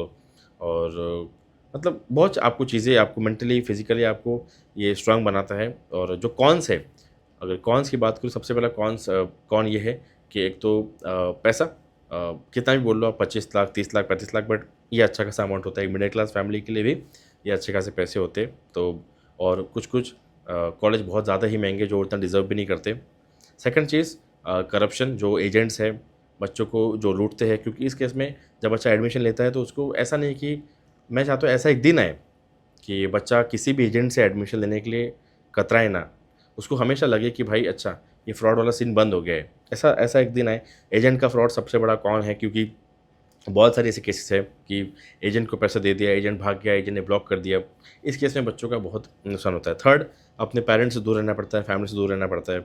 6 साल बाद जब आते हो या हर साल आप जब घर आते हो, तो आपको अपने पेरेंट्स 1 साल और बूढ़े मिलते हैं। आप इमेजिन करो कि अगले 6 साल आप अपने पेरेंट्स को सिर्फ टोटल 2-2 महीना हर साल देखने वाले हो। तो जब मैं फर्स्ट डे में घर आया था या सेकंड डे में घर आया था, तब आप देखते हो कि मेरे मम्मी के बाल थोड़े सफ़ेद होने लग गए थे। देन आप फिर से आते हो तो बाल थोड़े और ज़्यादा सफ़ेद होते हैं, उसके चेहरे पे थोड़ा और रिंकल्स चालू हो जाते हैं। तो ये चीज़ है कि हम लोग अपने फैमिली से आपको दूर रहना पड़ता है। ये इसका एक कौन है। फिर एक कौन है कि अब्रॉड में जो जैसे रशिया हो गया, तो ठंड का एक है। और खाने की दिक्कतें बहुत होती है, खाने की दिक्कत बहुत फेस करनी पड़ती है, आपको खुद खाना बनाना पड़ता है। ठंड की आपको दिक्कत ही होती है, फाइनेंशियल प्रॉब्लम्स आते हैं, घर आने के लिए आपको पैसा लगता है अच्छा खासा, 60-70 हज़ार रुपये की आपकी टिकट होती है। ये सारे कुछ कॉन्स है, बट फिर भी मैं बोलूँगा कि प्रोज़ ही ज़्यादा है। कि अगर ये नहीं होता तो आज हम सब डॉक्टर नहीं बन रहे होते, MBBS नहीं कर रहे होते। And we are very glad कि MBBS अब्रॉड है, जो हमको डॉक्टर बनने एक मौका देता है। बाकी स्ट्रगल तो उसके लिए है ही, कोई भी चीज़ आपको प्लेट में सर्व करके नहीं मिलेगी, और जिसके अगर कुछ फ़ायदे हैं तो उसके नुकसान भी होंगे ही। ओके, सो अब क्या करते हैं, थोड़ा सा एक्सपेंसेस को ब्रेक डाउन कर लेते हैं अभी। सो आपने जो प्रोज एंड कॉन्स बताए उसमें से थोड़ा एक्सपेंस का मुद्दा उठाते हैं और थोड़ी सी बात करते हैं ऑरेनबर्ग स्टेट मेडिकल यूनिवर्सिटी के ट्यूशन फीस के बारे में। आप ज़रा ब्रेक डाउन कर दो इसको। और मैं की ट्यूशन फ़ी जो है, अभी जब मैं था तब $6,000 थी। और बहुत महंगा है। आई थिंक ये $6,000 आज के डेट में लगभग 5 लाख प्लस होता है। ऑलमोस्ट 9 5 से 45 और 9 6 से 54, 5,40,000 रुपये ये होता है, जो कि 5.5 लाख के आसपास है। तो Orenburg one of the most expensive colleges है। तो इसी में पहले हॉस्टल फीस इंक्लूड थी, बट जैसे आपने बताया कि आई थिंक लास्ट ईयर से हॉस्टल फीस भी अलग ले रहे हैं, 2,000 रुपये पर महीना या 3,000 रुपये पर महीना। तो ये कॉलेज थोड़ा महंगा है, और इसका लगभग टोटल कॉस्ट अगर आप देखो तो लगभग you will reach somewhere around 40-45 lakh तक आप पहुंच जाओगे। ये कॉलेज में खाना पीना फ्लाइट वेट सब कुछ मिला के ये है इसका सीन। सो आपने हॉस्टल की फ़ीस क्या बताई ऑरेनबर्ग की? हॉस्टल फीस ऐसे हमको अलग से कभी बताई नहीं जाती। हमारे इसमें जो $6,000 है उसी में वो लोग हॉस्टल फ़ी लेते हैं। हमारा सिस्टम, मैंने बोला जैसे बताया कि सिस्टम हमारे यहाँ अलग है, अलग से नहीं बताते। तो आप मान लो कि 6 lakh with tuition fee and hostel fee, 6 lakh में tuition fee and hostel fee आता है ऑरेनबर्ग का per year. Okay, so Lokesh da, I will ask you one question. This will be a worth it option or not for this much money? नहीं, मैं बिल्कुल इसको worth it नहीं बोलूँगा कि 6 लाख रुपए आप सालाना लगाओ, 6-6 36 लाख आपके ये हो गए। और फिर आपका खाने पीने का खर्चा, मंथली एक्सपेंस, फ़्लाइट टिकट, ये सब मिला के 45-50 लाख तक। और मैं बिल्कुल नहीं बोलूँगा कि आपको 6 लाख रुपए खर्च करना चाहिए per year. I am against it. हाँ, आप कॉलेज चूज़ करो तो 3 लाख 4 लाख 4.5 लाख बहुत हो गया, या 4.25 लाख तक ठीक है। बट 5.5-6 लाख ये थोड़ा एक्सपेंसिव साइड है। और ऑरेनबर्ग की ऐसा भी नहीं कि बहुत ऐसी हाईटेक सिटी है या बहुत ऐसी बड़ी सिटी है, एकदम मॉल्स है, शॉपिंग मॉल ऐसे, आपको बहुत सारा ऑप्शंस है पार्ट टाइम जॉब करने के लिए, घूमने के लिए। ऐसा नहीं है, सिटी उतनी महंगी नहीं है, तो 6 लाख वो डिज़र्व नहीं करती। हाँ, अगर आप बोलो कि मॉस्को में, पीटर्सबर्ग में 5-6 लाख वाला कॉलेज डिज़र्व करता है, मॉस्को पीटर्सबर्ग जगह ऐसी है, और 6 lakh is expensive, not worth it मेरे हिसाब तो से। कोई यूनिवर्सिटी है जो आप प्रेफर करते हो कि in your point of view this university is really good, that kind of thing, कुछ है ऐसा? बहुत सारे अच्छे कॉलेज है। अगर आप बजट में देखो तो लो बजट में आपके पास कबार्डिनो एक अच्छा कॉलेज है, लो बजट में, कबार्डिनो। जहाँ पे ठंड नहीं होती। उसका फ़ी लगभग 3.5 लाख के आसपास उसका ट्यूशन फ़ी है। नॉर्थ कोकेशियन स्टेट एकेडमी एक कॉलेज है जिसका ट्यूशन फ़ी 3 लाख रुपए है। देन एक अमूर स्टेट एकेडमी जिसका ट्यूशन फ़ी 2.58 लाख है। सेवास्टोपोल है जो सस्ता कॉलेज है।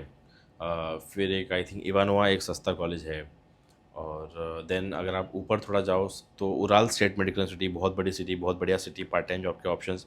Tuition fee I think 3-3.25 lakh कुछ ट्यूशन फ़ी। हॉस्टल फ़ी भी बहुत कम है, 12,000 रुपये साल की उसकी हॉस्टल फ़ी है। Then Immanuel Kant Baltic Federal University जो कलिंगराड में है, बहुत अच्छी कॉलेज, बहुत अच्छा कॉलेज, 3.25 लाख रुपये फ़ी है उसका। फिर एक समारा स्टेट मेडिकल, अगर आप एक अच्छे बजट में जाओ तो 4.5 लाख रुपये में समारा इज़ गुड कॉलेज, बहुत ही बढ़िया city, good, very good infrastructure, बहुत अच्छी मेस, एक यू बहुत आर अच्छा टेकिंग कॉलेज है। व्हेरी बिग नेम्स बहुत राईट सारे नाव. कॉलेज आहे ऐसे तो। खूप मोठे मोठे नाव आता को युनिव्हर्सिटीच्या आले लास्टला तेच म्हणतो तुम्ही. समार आहे नाव. अच्छा, ओके ओके, तो है बहुत अच्छे अच्छे प्रीवोल्स की है, बहुत सो अच्छे अच्छे लोकेश कॉलेज दा है, ऐसा नहीं, बट आप अपने लोकेश दा बजट के हिसाब से खेला करो। सो लोकेश दा यारोस्लाव स्टेट मेडिकल यूनिवर्सिटी के बारे में कुछ जानते हो आप? कुछ है आपको इन्फॉर्मेशन? मेरे को आई थिंक यारोस्लाव की फ़ी मुझे पता है, आई थिंक इट्स 2.97 या 3,20,000 इसके आसपास तुम्हारी फ़ीस है कॉलेज की अभी, समवेयर अराउंड इसके आसपास तुम्हारा फिगर है कॉलेज का। और इस कॉलेज ये मॉस्को के पास में है, और मेरा दोस्त रहता है यारोस्लाव में जो कि क्रीमिया से पास आउट है, और वो अभी मतलब इंडियन स्टूडेंट है जो कि क्रीमिया से पास आउट है, और यारोस्लाव में एज अ डॉक्टर काम करता है। यारोस्लाव के पॉलीक्लिनिक में एक इंडियन स्टूडेंट है, एक इंडियन दोस्त है जो मेरा काम करता है। बाकी यारोस्लाव में आई थिंक ये तुम्हारी थर्ड, जैसे बताया कि 2023 में फर्स्ट बैच आया था, 24 में दूसरा, एंड 25 में third batch Yaroslavl State Medical का आया। यारोस्लाव में 2 कॉलेज है, यारोस्लाव स्टेट मेडिकल और यारोस्लाव द वाइज नोवगोरोद ऐसा कॉलेज है। दोनों ही अलग अलग कॉलेज है, नोवगोरोद और एक स्टेट मेडिकल, दोनों अलग अलग कॉलेज है। और तुम्हारी भी सिटी ऐसी बेसिक है, कोई वैसी बहुत हाई फाई सिटी नहीं है, जस्ट लाइक ऑरेनबर्ग सब कुछ। हाँ, और तुम्हारी फीस कंपेरेटिवली कम है। तुम्हारी फीस कितनी है? I think 3.27, yes. 3 लाख के जो आसपास तुम्हारी फीस है। तो अभी ये पॉइंट यहाँ पे क्लियर कर देते हैं वाईएसएमयू के फीस के बारे में. जो वाईएसएमयू की लोकेश का जो फीस है, ट्यूशन फीस जो है वो 3.5 लाख है के अराउंड है. और जो हॉस्टल फीस है, अभी मैं गवर्नमेंट हॉस्टल में हूँ तो 70 फिलहाल के लिए अच्छा, मैं गवर्नमेंट। गवर्नमेंट हॉस्टल, और I know the fees of private hostel too. So जो फीस है गवर्नमेंट हॉस्टल की अराउंड 90,000 है, और जो प्राइवेट हॉस्टल्स है उनकी भी 80-90 हज़ार के ही आसपास है. सो ये सीन गवर्नमेंट की फी वाईएसएमयू का. 90,000 है?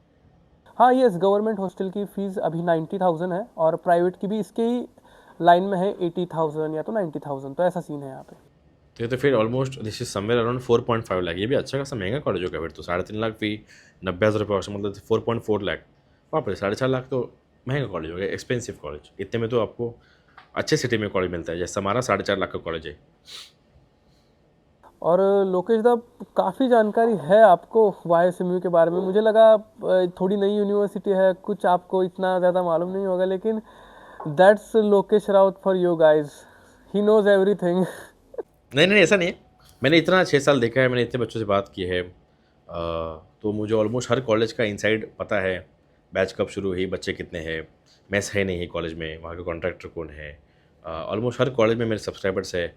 आज मैं मुझे किसी भी कॉलेज के बारे में जानना हो, मैं कॉलेज का अगर नाम लिख दूँ तो मेरे फ़ोन में उसका कॉन्टैक्ट सेव है, कोई भी कॉलेज हो। तो ऑलमोस्ट मुझे सारे कॉलेज का पता ही है रशिया में, ऑलमोस्ट मुझे सारे का ही पता है। अगर बच्चा यहाँ पे है, रशिया में है, तो उसको अगर यहाँ पे इंडियन मेस है तो उसका तो सीन अलग ही है. 1-1.5 लाख उसको मेस का फ़ी होगा उसकी. और फिर अगर वो मेस लगाता है तो उसका तो ठीक ठाक है. लेकिन अगर वो मेस नहीं लगाता, सेल्फ कुकिंग पे डिपेंड रहता है, और जो बाकी सारे उसके ओवरऑल एक्सपेंसेस है, तो ये सारा जो पूरा अमाउंट है वो मिला के मंथली एक्सपेंस कितना लगेगा एक बच्चे को अगर वो सर्वाइव करना चाहता है इन रशिया? मेरे हिसाब से अगर वो खुद खाना बनाता है, खुद ट्रैवल करता है, आई थिंक 10 से 15,000 रुपये आराम से इनफ है। आराम से 10 to 15,000 a month is more than enough. So ये पेरेंट्स थोड़ा कंफ्यूज हो जाते हैं इसके बारे में कि बच्चे को पैसे कितने दे, क्योंकि बच्चा तो कुछ भी मांग लेता है ना घर से कि मुझे इतने दो उतने दो, तो घर वालों को क्या मालूम है क्या चल रहा है, कितना लगता है, क्या लगता है, ये अब वो चीज़ें। बच्चों के हाथ में है। आई थिंक जो उनका पैसा आपका पैसा है। आई नो कि पेरेंट्स को लगता है कि अब्रॉड में रहते तो खर्चा आता होगा। बहुत सारे बच्चे मुझे पता है कि महीने में 3-3 बार पैसे मांगते हैं, ख़त्म हो गए, यहाँ दे दो, मैंने वहाँ दे दिए, चेकअप को दे दिए, इसको दे दिया, उसको दे दिए। बट मेरी आपसे हाथ जोड़ के रिक्वेस्ट है, आप हम सभी लोग मिडिल क्लास लोग हैं, और पेरेंट्स को गुमराह मत करिए। उनका पैसा आपका पैसा है, आज बचाओगे तो कल उनका पैसा आपके लिए ही बचेगा। तो बेवजह फालतू चीज़ों में पैसा उड़ाने की ज़रूरत नहीं है। बाकी बहुत लोग को धूम्रपान, मदिरा का सेवन की आदत लग जाती है अब्रॉड में जाके। सिगरेट का बहुत खर्चा होता है, और दारू का बहुत खर्चा होता है आप लोग का, फिर पब पार्टी ये सब। मैं आज तक अपने लाइफ में कभी एक पब में नहीं गया हूँ, ना मैं इंडिया में गया ना रशिया में गया। मैं रशिया में होते हुए मैं कभी भी किसी पब में नहीं गया, ना मैं आज से इंडिया में कभी किसी पब में गया हूँ, और ना मैं सिगरेट सेम पीता हूँ, ना सेम मैं दारू है, पीता हूँ। हाँ, मुझे सेम खाने है। का शौक़ है, मुझे बस चिकन मटन प्रॉपर मेरे को उसका शौक़ है, बहुत ज़बरदस्त शौक़ है मेरे को नॉनवेज का। That's the only. मेरे को इतना मैं मोटा हो गया हूँ, आई थिंक मेरे को थोड़ा, मेरा लीवर भी थोड़ा फैटी लीवर ऐसे हो गया मेरे को, मैं अभी चेकअप करूँगा। बट मैं वही है, मेरे खाने पीने की आदत बहुत ख़राब है, खाना पीने को बहुत ज़्यादा पसंद है, बट वही है। अब जिसको जो वो अपनी अपनी चॉइस है, और मैं किसी को ये नहीं बोल सकता कि सिगरेट मत पियो, ये मत पियो, आपकी चॉइस है। प्लीज़ बस मैं आपको रिक्वेस्ट कर सकता हूँ कि जो भी बच्चे हैं मत पड़ो इन सब में, और खाने पीने में ध्यान दो। आपके माँ बाप ने आपको बहुत भरोसा करके बाहर भेजा है, इतना ही बोलूँगा मैं आपको। हाँ, पब जाओ, ऐसा नहीं, पार्टी करो, कोई दिक्कत नहीं है। हाँ, बट मैंने अपना बताया कि मेरे को नहीं पसंद, मेरे को पब वब, मैं पैसा दूँ, मैं खुद ही नाचूँ, मुझे नहीं पसंद। Yes yes yes, that's really good thing. मतलब वैसा करना चाहिए, बच्चे बाहर ज़रा थोड़ा सा फ्रीडम मिल जाता है तो थोड़ा यहाँ वहाँ भटक जाते हैं, सो वो चीज़ ध्यान में रखनी चाहिए। सो लोकेश दा, संगत अब बहुत बात मैटर कर, करती है। आप बोलो जब बोलो। भी फर्स्ट टीम में आते हो, अपने दोस्तों को अच्छे से चुनो कभी भी। संगत बहुत मैटर करती है। आप जब भी फर्स्ट टीम में आते हो, अपने दोस्तों को अच्छे से चुनो। बहुत सारे दोस्त ऐसे होंगे जो पहले से सिगरेट पीते होंगे, दारू पीते होंगे। बहुत सारे ऐसे दोस्त होंगे जो 3-3 4-4 रिपीट करके आए होंगे, आपसे बड़े होंगे, 21-21 साल के भी आपको लोग फर्स्ट टाइम मिलेंगे। वो सिगरेट पिएंगे, आपको बोलेंगे क्या रे तू नहीं पीता क्या? आपने बोलना है मैं नहीं पीता। क्या रे तू तो मर्द नहीं है? आपको बोलना है नहीं हो भाई, तू है तू पी। नहीं नहीं मैं भी पीऊँगा, मैं भी नहीं, नहीं पीता मैं। मेरी आपकी संगत अच्छी रखो, जो आपको फोर्स कर रहा है गलत काम करने के लिए, अलविदा कह दो। चन्ना मेरे आ चन्ना मेरे आ, bye bye. Yes yes yes, 100% sure. मतलब बरोबरच आहे ते, वैसे ही करते हैं बच्चे, और फिर मतलब वो खुद का देखते हैं, घर वालों की चिंता नहीं करते, और फिर पैर पे हथौड़ा मार लेता है। सो लोकेश दा, 6 साल का कोर्स है MBBS का, उसको थोड़ा सा हम ब्रेक डाउन करते हैं कि कैसे कुछ होता है। मतलब पहले 5 ईयर कुछ जो पढ़ाया जाता है आपको, जो क्लिनिकल एक्सपोजर वगैरह हो गया, फिर इंटर्नशिप कौन से साल में होती है, थोड़ा इसको ब्रेक डाउन कर दो आप। फर्स्ट ईयर में बहुत इजी चीज़ें होती है, ज़्यादा कोई एग्जाम होती नहीं, there is no big exam in first year. First year में द मेन काम है कि आपकी क्लासेस, आपको जाना है सुबह सुबह उठ के आपको क्लासेस अटेंड करनी है, यही काम होता है। सेकंड ईयर में फिर आपका मेन शुरू होता है, जिसमें आपका एनाटॉमी और हिस्टोलॉजी का एग्जाम होता है, जहाँ आपको सच में प्रेशर फील होता है। आपको पहले बार फील होता है कि भाई एग्ज़ाम क्या चीज़ है, वाइवा किसे कहते हैं। और बहुत लोग को पता नहीं होगा, बट रशिया में और किर्गिस्तान में, कजाकिस्तान में, हर जगह वाइवा ही होता है, रिटन एग्ज़ाम कहीं नहीं होता। This no written exam. ऐसा नहीं कि हमको एक क्वेश्चन पेपर मिलता है, हम उसको आंसर करते नहीं।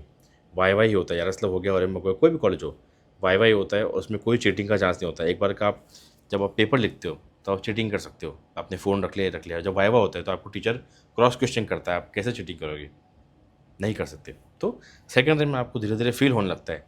थर्ड ईयर में सबसे मेन स्टेप है। Third is one of the most crucial years of a 6 year MBBS life, जिसमें आपको 5 बड़ी एग्जाम्स आपकी होती है। अब मुझे याद नहीं, I think inter medicine, pathophysiology, surgery, और 2 एग्ज़ाम्स होती है जो बहुत इंपॉर्टेंट होती है। जिसके बाद फोर्थ ईयर चिल होता है, फिफ्थ ईयर सिक्स चिल होता है, एंड देन सिक्स्थ ईयर में आपका मेन, फिर आपका जो हॉस्पिटल आपको जाना पड़ता है, फिर आपके प्रैक्टिकल्स होते हैं, और फिर आपका जो मेन फाइनल ग्रेजुएशन का एग्ज़ाम होता है, उसके लिए आपकी ट्रेनिंग होती है। ये सब है। तो मेन है आपका second year, third year and sixth year, ये होता है मेन चीज़ें। और इंटर्नशिप का जैसे बोला, तो रशिया में ऐसा नहीं कि अलग से 1 साल इंटर्नशिप, ऐसा नहीं होती कि 1 साल अलग से इंटर्नशिप कंप्लीट कर दी, ऐसा नहीं। उसमें क्लासेस भी होती है, हॉस्पिटल भी जाना पड़ता है, और हॉस्पिटल्स में आपकी क्लासेस लगती है थर्ड ईयर से ही बहुत सारे कॉलेज में हॉस्पिटल में क्लासेस लगना शुरू हो जाती है। मतलब लोकेश दा जो 6th ईयर में होती है वो इंटर्नशिप होती है रशिया के अंदर ही। हाँ, ऐसा नहीं कि मतलब अलग से इंटर्नशिप 6th में पूरी वो इंटर्नशिप ही होती है, क्लासेस भी होते हैं और आपका प्रैक्टिकल ट्रेनिंग भी साथ-साथ चलते रहता है। क्लासेस नहीं बंद होती 6th ईयर में। Okay, so 3rd and the 6th year is the very important year. हाँ, 3rd तो ईयर, 6th ईयर, हाँ, वो इम्पोर्टेंट, ये इम्पोर्टेंट ईयर्स है। और लोकेश दा मतलब अभी कभी आप गए होंगे पेशेंट से इंटरेक्शन करने को, ऐसा कुछ, तो वहाँ पे कुछ ऐसा देखने को मिलता है कि थोड़ा ये थोड़ा इंडियंस है तो इनसे थोड़ा सा दूर रहे, मतलब ऐसा कुछ सीन, बात होता ना है। करे। देखो, हर को हाँ, होता है, बिल्कुल होता है। हमारे अभी अगर आप इंडिया में आओगे, तो कुछ अलग कलर के लोग मिलेंगे, तो हम लोग भी ऐसा करेंगे, तो होता है। रेसिज़्म आपको हर जगह फेस करना पड़ता है। हर कंट्री में कुछ ना कुछ लोग रेसिस्ट होते हैं, कुछ ना कुछ लोग अच्छे होते हैं। दोनों साइड्स हैं। ऐसे बहुत सारे पेशेंट्स हैं जिसके पास हम गए, उसने अच्छे से बताया। ऐसे बहुत सारे पेशेंट ऐसे भी हैं कि तुम इंडियंस हो, हाथ मत लगाओ, ऐसा-ऐसा। तो लाइफ़ है, ये इसका पार्ट है। आपको अब्रॉड में रेसिज़्म फेस करना पड़ सकता है, उसमें कोई वो नहीं है। कभी आपने अपने आप का अपना मोरल डाउन नहीं करना है। देखो, चीज़ें अच्छी भी होंगी, चीज़ें ख़राब भी होंगी, आपको मेंटली स्ट्रॉन्ग रहना है। बस ज़्यादा टेंशन नहीं लेने का कि वो मुझे ऐसा क्यों कर रहा है। छोड़ो, आगे बढ़ो। बट ऐसा आपको फेस करना पड़ेगा, बस में फेस करना पड़ेगा। आप जब बैठे रहोगे सीट पे, तो आपके बाजू में सीट खाली रहेगी, बट उसके बाद भी कोई रशियन आके बैठेगा नहीं। ऐसा भी हो सकता है, ऐसा भी हमने फेस करा है। और ऐसा भी होता है कि कभी-कभी सीट खाली होते हैं, बट आपको बैठने नहीं देंगे। तो ऐसी भी चीज़ें होती है, तो रिलैक्स रहने का, इतना ज़्यादा टेंशन लेने का नहीं। ओके, सो लोकेश दा ज़रा आपके एक्सपीरियंस के बारे में बताओ as a foreign medical graduate from Orenburg state medical University. Experience मेरा काफ़ी अच्छा रहा as a foreign medical graduate from Orenburg. और ओरेनबर्ग का काफ़ी नाम है, जैसे मैंने बोला कि एक स्ट्रिक्ट कॉलेज हमेशा से रहा है। ओरेनबर्ग एक ऐसा कॉलेज है, काफ़ी फेमस कॉलेज है। और हमारे से बहुत अच्छे अच्छे सीनियर्स हमारे पास आउट हुए, डॉक्टर्स बने। और हमारे कॉलेज के बहुत सारे सीनियर्स जो है वो ऑलरेडी पीजी कर रहे हैं इंडिया में। कुछ ऑलरेडी सर्जन बन चुके हैं, कुछ गायनेक है, और कुछ आई गेस एक एमडी फार्मा में बहुत सारे हमारे लोग हैं। मुंबई से भी एक भैया है, और एक दीदी है जो अभी एमएस सर्जरी कर रही है। तो हम वी आर वेरी प्राउड। ओलंबक से काफ़ी अच्छे अच्छे एलुमनास निकले हैं, और बहुत अच्छे अच्छे जगह लोग गए हैं अब्रॉड में। कुछ ऐसे भी लोग हैं जो यूके में डॉक्टर बन चुके हैं, जो ऑस्ट्रेलिया में ऑलरेडी एएमसी क्लियर करके डॉक्टर वो लोग बन चुके हैं। So it's been a very good experience to be graduated from Orenburg state medical university, which is a very prestigious institute. और सब जगह ऑलरेडी सबको नाम इस कॉलेज का पता है। सो लोकेश दा कुछ ऐसी मिस्टेक्स के बारे में बताओ जो बच्चों को अवॉइड करनी चाहिए रशिया में आने के बाद, अगर वो एमबीबीएस करने आ रहे हैं तो। आने के बाद जो मिस्टेक आपने अवॉइड करनी चाहिए, सबसे पहली मिस्टेक ये है कि आपको पढ़ाई करनी चाहिए। मान लो कि आप आ गए, फिर आपको लगेगा कि मैं उधर जाके पढ़ूंगा 6 साल बाद, तो ये गलत है। सबसे पहले मिस्टेक जो आप बच्चे करते हैं, स्टार्टिंग से पढ़ना शुरू करो, धीरे धीरे पढ़ो, कम पढ़ो, 5 मिनट पढ़ो, 10 मिनट पढ़ो, 15-15, धीरे धीरे पढ़ना आप शुरू करो फर्स्ट ईयर से। सेकंड मिस्टेक ये कि बहुत ज़्यादा और फ्रेंड्स बना लेना। ये भी मेरा दोस्त है, वो मेरा दोस्त है, वो मेरा दोस्त है, वो मेरा दोस्त है, ते पण माझी फ्रेंड है, गलत। It is wrong. अपना सर्कल अच्छे से चुनो, दो रखो, काम के रखो, ग्रुप रख के मतलब नहीं। Third, over sharing. किसी से अपना ज़्यादा पर्सनल चीज़ें शेयर मत करो। कोई कब आपकी उन्हीं चीज़ों को यूज़ करके आपके अगेंस्ट यूज़ कर ले, पता नहीं चलेगा। कभी अपने घर की बातें या कुछ भी कभी किसी को ऐसे रैंडमली शेयर मत कर दो कि मेरे घर में ऐसा है, वैसा है, मेरे पापा ऐसे हैं या मेरी मम्मी है, मतलब जो भी हो। किसी से भी ओवर शेयरिंग मत करो। ये दुनिया ऐसी है कि कब आपके सगा दोस्त आपके अगेंस्ट आपकी ही चीज़ों को यूज़ कर देगा, आपको पता नहीं चलेगा। फोर्थ, हिसाब क्लियर रखो। जब भी आप अपने दोस्त के साथ रहते हो, खाना बनाते हो, कुछ भी करते हो, कहीं बाहर जाते हो, हिसाब क्लियर रखो। कभी भी ऐसे नहीं करना कि आपको पता है कि आपको उसके पैसे देने हैं, बट फिर भी वो भूल गया तो आप उसको पैसे नहीं दे रहे हो। नहीं, अपने साइड से क्लियर रखो। बट जब आपके पैसे उसके ऊपर है, मान लो किसी दिन मैंने उस पे 200 रुपये खर्च किए थे, तो आगे से बोलो, अरे तूने तेरे को 200 दिए, वो 200 भेज देना। कभी भी दोस्त के बीच में हिसाब नहीं आना चाहिए, उसको क्लियर रखो। ऐसा नहीं, क्योंकि क्या होगा, इससे दिक्कत क्या होती है, मान लो 2 लोग गए, मैंने उस पे 400 खर्च किए, मैंने हिसाब नहीं किया, कल चल के उसने उसने गलती से 800 का बिल बन गया, उसने खर्च कर दिया, तो उसको लगेगा भाई इसने तो 400 ही खर्च करे थे, मैंने 800 खर्च कर दिए। ऐसा है। हिसाब कभी भी क्लियर रखो, 50-50 रखो, भले एक पैसा क्यों ना हो, उसको स्प्लिट करो, हिसाब क्लियर रखो। जिस दिन, क्योंकि कितना भी बोल लो, व्यवहार क्लियर चाहिए। अगर पैसों का पैसे से बहुत सारे रिश्ते ख़राब होते हैं, ये मैं बोलूँगा। और जो गलती नहीं करनी चाहिए, कभी भी किसी रशियन को मॉक मत करो, उसको वो मत करो, उसका उसकी हंसी उड़ा दी, उसकी हंसी उड़ा दी, उसको गाली दे दी, इंडियन गाली दे दी, कुछ भी उसको हिंदी में गाली बक दी, उसको नहीं समझेगा। बट ये इससे इससे कुछ नहीं मिलेगा, इससे कुछ भी नहीं मिलेगा, इससे किसी को कुछ फ़ायदा नहीं होगा। ये बहुत ही गलत चीज़ें जो तुम लोग करते हो, कभी भी किसी रशियन के साथ लड़ाई में इन्वॉल्व मत हो। भले ही गलती तुम्हारी भी क्यों तुम्हारी नहीं भी हो, उसने 2 थप्पड़ मारे भी हो, तो भी वहाँ से हट जाओ प्लीज़। मेरे आप सबको लग रहा है कि भैया क्या बोल रहे हैं, कि भैया गलती उसकी है, उसने मारा, हम लोग नहीं मारे। नहीं, आप लोग यहाँ के लोकल नहीं हो, फाइट्स से दूर रहो। वो 10 लोग बुला सकता है, आप नहीं बुला सकते। इसीलिए उसे 2 थप्पड़ मारे, गलती उसकी भी क्यों ना हो, वहाँ से निकल जाओ, बोलो sorry, I am very apologising, I am very very mistake, I am sorry.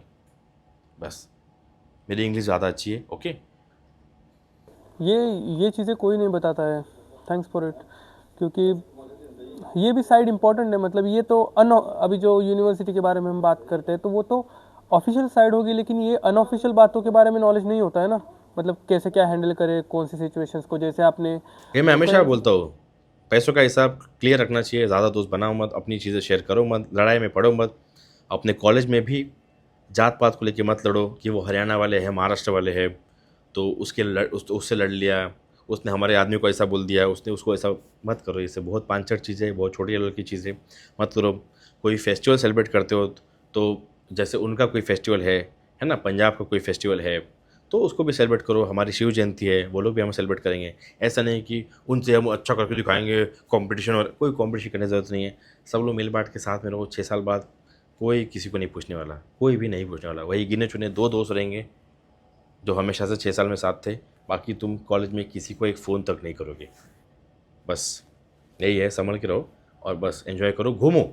इतना ही बोलूँगा कि घूमो, पैसा कमाओ। पैसा कमाओ मतलब कि कुछ ना कुछ करो, कंटेंट बनाओ, इंस्टाग्राम पे करो, यूट्यूब बनाओ, पार्ट टाइम जॉब करो, बट ऐसे बैठे मत रहो कि बस बैठे हो, क्लास जा रहे हो। नहीं, कुछ ना कुछ करो, अपनी स्किल्स करो। खेलना पसंद है खेलो, स्विमिंग क्लास पसंद है स्विमिंग करो, डांस पसंद है डांस करो, जिम पसंद है जिम करो, यूट्यूब बनाओ, इंस्टाग्राम बनाओ, पार्ट टाइम जॉब करो, पैसा कमाओ खुद। ऐसा घर से 1 रुपये मांगने की जरूरत नहीं पड़नी चाहिए। ऐसा कुछ करो, नहीं तो बस पड़े हैं घर से पैसे आ रहे, ज़िंदगी जी रहे, वेकेशन पे नहीं, कोई मतलब नहीं है। Build a personality. ये चीज़ लेनी चाहिए सबने, सही बात है आपकी भी। सो अभी हमने बात की जो मिस्टेक से बच्चों को अवॉइड करनी चाहिए। सो काफ़ी अच्छा आपने बताया, क्योंकि ये चीज़ें मुझे भी पर्सनली काफ़ी सारी चीज़ें इसमें से मालूम नहीं थी। So thanks for it. अभी कुछ एक फाइनल एडवाइस देना चाहोगे एस्पायरेंट्स को, कुछ एक ओवरऑल कम्पैक्ट सब कुछ मिला जुला के, भाई ये तुम फॉलो करो और इसको ही दिमाग में रख के चलो ऑल द टाइम, अगर तुम रशिया आ रहे हो MBBS करने के लिए तो। फाइनल एडवाइस मैं एक ही देना चाहूँगा, जो बच्चा आया है, पहली बात, अपने आप को किसी से कम मत समझो। सेकंड चीज़, आपको हमेशा डाउट होगा कि मैं डॉक्टर बनूंगा नहीं बनूंगा, अरे मैं क्या हो गया, यहाँ तो कुछ पढ़ा नहीं रहे, कैसा पता नहीं कैसा कॉलेज है, इतना पैसा चला गया, ये हो गया वो हो गया। जो हो गया सो हो गया, what happened had to happen, okay. उसको भूल जाओ, ईमानदारी से अपनी मेहनत करो, अभी से पढ़ने लग जाओ। ये 6 साल तुमको वापस नहीं मिलेंगे। इसके बाद ज़िंदगी बहुत ही ज़्यादा हेक्टिक, बहुत ज़्यादा ख़राब। अपना तुम्हारा FMG प्रिपरेशन, फिर इंटर्नशिप, फिर PG, इसी में तुम लग जाओगे। ये 6 साल तुमको वापस नहीं मिलेंगे। जितना घूम सकते हो रशिया उतना घूमो, बहुत सुंदर सुंदर सिटी है। पैसा कमाओ, पैसा सेव करो। अगर पैसा नहीं कमा सकते, आपको पार्ट टाइम जॉब नहीं कर सकते, तो पैसा सेव करो। अगर तुमको घर से 15,000 रुपये आ रहे हैं, ट्राई करो कि 10,000 महीने निकल जाए, 5,000 बचाओ, पैसा बचाओ, घूमो, अलग अलग सिटीज़ जाओ, अलग अलग लोगों से मिलो। बट तुम कभी भी, तुमको 6 साल बाद ऐसा नहीं लगना चाहिए कि यार वहाँ नहीं गया, वो चीज़ नहीं देखी। नहीं, 6 साल है, एन्जॉय, अच्छे दोस्त बनाओ। रिग्रेट, तुम्हारा नीट नहीं हुआ, एब्रॉड आना पड़ गया, कैसा कॉलेज चुन लिया, कैसा हॉस्टल है, कैसा ये है, कैसा वो है, इतना पैसा चला गया, सबसे पहले इसको दिमाग से निकाल दो। हो गया सो हो गया, ख़त्म करो। अब कुछ ऑप्शन है कि आपके पास? नहीं है। अब आए हैं तो रहना पड़ेगा, ओके। सेकंड चीज़, अच्छे दोस्त बनाओ। फिर से बोलूँगा, 2 बनाओ, काम क्यों बनाओ, ऐसे बनाओ कि फाइनेंशियली कुछ हेल्प लगे या मॉरली कुछ हेल्प लगे, तो इन 2 गधों को मैं कभी फ़ोन करूँगा नहीं, ये मेरे साथ हमेशा रहेंगे। ऐसा दोस्त बनाओ, ज़्यादा बड़ा ग्रुप मत रखो, 3-4 लोग का ग्रुप बनाओ। थर्ड, जब खाना बनाते हो किसी साथ में, क्योंकि सेकंड ईयर सब लोग खाना बनाते हैं, कभी भी 8-9 लोग खाना मत बनाओ। 2-3 लोग इनफ है, 2-3 लोग के साथ ही खाना बनाओ।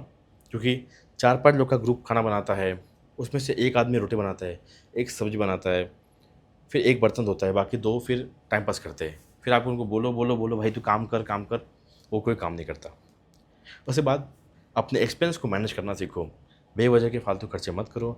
अगर घर से आपको 15,000 रुपये आ रहा है, उसमें से 5,000 रुपये बचाओ, पैसा बचाओ, पैसा बचाओ, पैसा बचाओ, घूमो, वेकेशन आए घूमो, पैसा बचाओ, पैसा बचाओ, पैसा बचाओ, घूमो। हाँ, तुमको पैसा अपने फीस के लिए यूज़ करना है, फीस के लिए यूज़ करो। बट जिसका फीस का सॉर्टेड है, जो अपने सेविंग से खुद घूमना चाहता है, प्लीज़ घूमने में पैसा इन्वेस्ट करो। अलग अलग सिटी जाओ, अलग अलग चीज़ें देखो। सोची जाओ, वोल्गोग्राड जाओ, निज़नी नोवगोरोड जाओ, मॉस्को जाओ, पीटर्सबर्ग जाओ। ये 6 साल में आपकी कोई सिटी नहीं छूटनी चाहिए जहाँ पे आप गए ना हो। हर अच्छी चीज़ आपने देखना चाहिए। उसके बाद पढ़ना शुरू कर दो, थोड़ा थोड़ा पढ़ो, बट पढ़ो। एंड में ऐसा आपको नहीं लगना चाहिए कि भाई अब एकदम मैं पूरा ब्लैंक हूँ, मुझे पूरा 6 साल का 6 महीने पढ़ना जो मेरे साथ हुआ। ऐसे नहीं, मैं पढ़ के नहीं गया था। मैंने साइकेट्री मैंने देख रखा था, मैंने न्यूरो देख रखा था, मैंने ऑब्सगाइनी देख रखा था, बट वो चीज़ मैं सब भूल गया। वो आदमी भूल जाता है। वो 5-6 चीज़ें पढ़ो, 5-6 सब्जेक्ट पढ़ो, बट 12 पढ़ो, रिविजन करो। उसके बाद में लड़ाई में मत पड़ो, लड़ाई झगड़ों में मत उलझो, किसी की कम्युनिटी पे फालतू हेट मत फैलाओ। ईद हो या कुछ भी हो या क्रिसमस हो, सब साथ में मनाओ, उनको बुलाओ, तुम उनके साथ रहो। अपने फेस्टिवल में तुम उनको बुलाओ, उनके इसमें तुम जाओ। कभी भी कम्युनिटी हेटरेट मत स्प्रेड करो। टीचर्स से गाली गलौज मत करो, टीचर से बहुत अच्छी बना के रखो। वो टीचर ही है जो तुमको बचाएगी अगर कभी भी तुम्हारा एक्सपेल होने का सीन आ गया। कभी भी अगर तुम्हारा ऐसी बारी आ गई, तुमसे ऐसी गलती हो गई डिसिप्लिन में या पढ़ाई में, तुम रेस्ट्रिकेट होने वाले हो, क्लास टीचर वो ऐसी सिंगल पर्सन है जिसके बोलने पे डीन रुक सकता है। अगर तुम्हारा क्लास टीचर ने बोल दिया कि he is a very bright student, एक गलती हो गई माफ़ कर दो, प्लीज़ अपने मैम से अच्छी से बना के रखो। अपने टीचर्स का बर्थडे सेलिब्रेट करो, उनको गिफ्ट दो, उनको हमेशा खुश रखो, अपनी मम्मी जैसा उनको ट्रीट करो। आज भी जो मेरी क्लास टीचर नतालिया मैम हमको दिवाली विश करती है, हमको दिवाली वैसे मैंने बोला दिवाली विश करती है, गुड़ी पाड़वा हमको विश करती है, उसको पता होता है फेस्टिवल्स कौन से हैं। FMG एग्जाम के हमको ऑल द बेस्ट बोला। अपने टीचर्स को अपनी मम्मी जैसे ही ट्रीट करो, उनका बर्थडे सेलिब्रेट करो, और किसी भी रशियंस को गाली मत दो। जब आप अब्रॉड जाते हो तो आप अपने खुद को नहीं सिर्फ खुद को नहीं, कंट्री को भी आप रिप्रेजेंट करते हो। कभी भी बस में जब बैठो तो ज़ोर ज़ोर से बातें मत करो, एकदम अच्छा नहीं लगता। जैसा है वहाँ का सिस्टम है, शांत शांत है तो शांत रहो। जहाँ लाउड होना है वहाँ लाउड रहो, बेवजह किसी को तकलीफ मत दो। जहाँ और बॉयज़ जैसे हो गया, जैसे रशियन गर्ल्स बहुत करते हैं, तो बेवजह किसी लड़की को मत छेड़ो, मत करो। हाँ, genuinely if you fall in love, बिल्कुल कोई दिक्कत नहीं अगर आपको सच में होता है, बट बेवजह आप उसको छेड़ो। रास्ते पे कोई जा रही है, आप उसको कमेंट पास करो। देखो, लैंग्वेज कोई भी हो, बट जो आपकी वाइब है, जो आप थ्रो कर रहे हो, वो कोई भी लड़की हो उसको समझ आता है। ऐसा नहीं कि उसको आप छेड़ोगे तो समझेगा नहीं, समझेगा, वो आपको बहुत ही गंदी नज़र से देखेगी। वो बिल्कुल भी गलत है। रशियन फ्रेंड्स बनाओ, कोई दिक्कत नहीं, वो फ्रेंड्स बनाओ, उनके साथ हैंग आउट करो, उनकी बातें सीखो, सब कुछ करो, अच्छे से रहो, घूमो फिरो, खाओ। अपने माँ बाप को रोज़ फ़ोन करो। आपको कुछ पूछना, मुझे पता है कि अब्रॉड में हम जब रहते हैं तो रोज़ फ़ोन कर कर के आदमी पागल हो जाता है। रोज़ उधर से फ़ोन आता है, घर से सेम क्वेश्चन वही, हेलो, क्या कर रहा है, क्या खाया, क्या बनाया था, दिन कैसा था, आपने क्या खाया, सेम क्वेश्चन। भले 5 मिनट बात क्यों ना करो, रोज़ करो। Please talk to your parents, क्योंकि मैं बोल रहा हूँ 6 साल में आपके पेरेंट्स 6 साल बूढ़े हो जाएंगे। मैंने जब अपने फादर को आई थिंक मेरे पापा थे 51 ईयर्स के जब मैं रशिया गया था, और जब मैं आया तो मेरे पापा 57 ईयर्स के, 58 ईयर्स के हो चुके थे। ऑलमोस्ट 57 ईयर्स के मेरे पापा थे। 57 साल मेरे पापा की उम्र हो गई थी जब मैं 6 साल बाद रशिया से आया। तो आपके माँ बाप बूढ़े हो जाएंगे, आपको सब आप एक्सपीरियंस करोगे। और जो अब्रॉड जाता है उसको पता है कि घर की वैल्यू क्या है। जब हम घर पे रहते हैं तो हमको पता होता है, हमको क्या लगता है, हाँ मम्मी का काम है खाना बनाना, ये फलाना ढिमकाना। आज किसी एक अब्रॉड में रहने वाले व्यक्ति को पूछो कि घर के खाने की कीमत क्या है, आज उसको मैं बोल दूँ कि सादे टमाटर की चटनी और चपाती मिलेगी घर की, भाई उसके सामने चिकन फेल है अपने हाथ का बनाया हुआ। आदमी घर को इतना मिस करता है, इंडिया को इतना मिस करता है। जब आप इंडिया में होते हो, बाप रे ये कितना महंगा है, बाप रे ये कितना महंगा है, 400 रुपये की सब्जी, 250 रुपये की सब्जी होटल में। और आज अब्रॉड में आपको लगता है भाई 250 रुपये की सब्जी काश मेरे को यहाँ मिल जाती। तो ये सब चीज़ें हैं। इंडिया से बेहतर कोई देश नहीं है, India is one of the best countries in the world. हाँ, हमारे यहाँ कुछ दिक्कत है, I know, I accept that, but India खाने के मामले में हो गया, रहने के मामले में बहुत हम लोग सस्ता है। आप 50 रुपये में अपना पेट भर सकते हो। आप अब्रॉड में जाओगे, आपको पता है कि अगर आप आइसक्रीम लेने जाओ, कोन वाली जो आइसक्रीम आती है मॉल में, 200 रुपये की आइसक्रीम आती है, और ग्राम के हिसाब से मिलती है। ऐसा 10-10 ग्राम का पैसा पड़ता है उसका। सो इसीलिए हाँ, आप बहुत लकी हो। आपके ऐसे दोस्त भी होंगे जो आपसे ज़्यादा डिजर्विंग होंगे, उनको आपसे ज़्यादा मार्क्स होंगे, बट वो फाइनेंशियली उतने स्टेबल नहीं होंगे कि उनको अब्रॉड में जाने का मौका मिले, बट आपको मिला है। सो उसको अच्छे से यूज़ करो, सारे फेस्टिवल्स मनाओ, खुश रहो और सब चीज़ें ठीक हो जाएगी। एंड ऑफ द डे सब ठीक हो जाता है, टेंशन मत लो। मैंने भी अपना मॉरल बहुत अप किया है, मैं भी सब कुछ ठीक कर दूंगा। ये जो अभी आपने लोकेश दा पोर्शन जो दिया है, अभी पूरा सेगमेंट जो दिया है ना, ये गोल्डन पोर्शन होने वाला है वीडियो का, क्योंकि आपने इतना इम्पोर्टेंट इसको कवर किया है और आपने तो इमोशनल कर दिया। मतलब अभी जब इंडिया में रहते हैं हम, तो मतलब मेरा पर्सनल एक्सपीरियंस बताऊंगा मैं। जब मैं इंडिया में था तो कभी इंडिया से तो बाहर नहीं गया था, तो MBBS करने के लिए अभी रशिया जाएंगे करके बहुत एक्साइटेड हुआ, और फिर सब तैयारी वगैरह कर ली, शॉपिंग वगैरह कर ली, सब कर लिया और रशिया आ गया। 6 महीने में जो मुझे अर्ज हुई है ना घर पे आने की, अपने गांव का चौराहा चाहिए, अपने अपने देश के पहाड़ घूमने हैं, नदियाँ देखनी है, बस मतलब ये बहुत मिस करते हैं यहाँ पे लोकेश दा। जो होता था ना, दोस्तों के साथ गाड़ी निकाल ली शाम को, पीछे बिठा दिया और चले गए पहाड़ पे, और ऊपर से पूरी अपनी सिटी देख रहे हैं, रात को शाम चिल वगैरह चाय वगैरह लेके कुछ लेके, मतलब वो जो फीलिंग है ना वो काफ़ी मिस करते हैं यहाँ पे। काफ़ी एक्साइटेड थे स्टार्ट में, लेकिन वो बाद में ऐसा लगता है कि इंडिया इज़ द बेस्ट, जैसे आपने कहा, और home is the best place for us. India से बेहतर देश नहीं है। और 2 महीना घर पे आप सच में वेकेशन जैसे वो फील होते हैं। लोग छुट्टियां मनाने सिंगापुर, थाईलैंड, कश्मीर जाते हैं, बट एक अब्रॉड से जब बंदा आता है 2 महीने वो घर पे भी रह लेना, वो 2 महीने इतने तेज़ निकलते हैं, इतना तेज़, ऐसा लगता है भाई अभी कुछ दिन पहले तो आया था। और लिटरली जब आप घर जाते हो तो आपका मेनू फिक्स होता है। मम्मी आज वांग्याची भाजी, आज टमाटर चटनी, उद्या भरले वांगे करजो, मग उद्या आलूची भाजी करजो। ये फिक्स होता है। आपको पूरा आइटम कवर करना है, आपको कुछ छूटना नहीं चाहिए।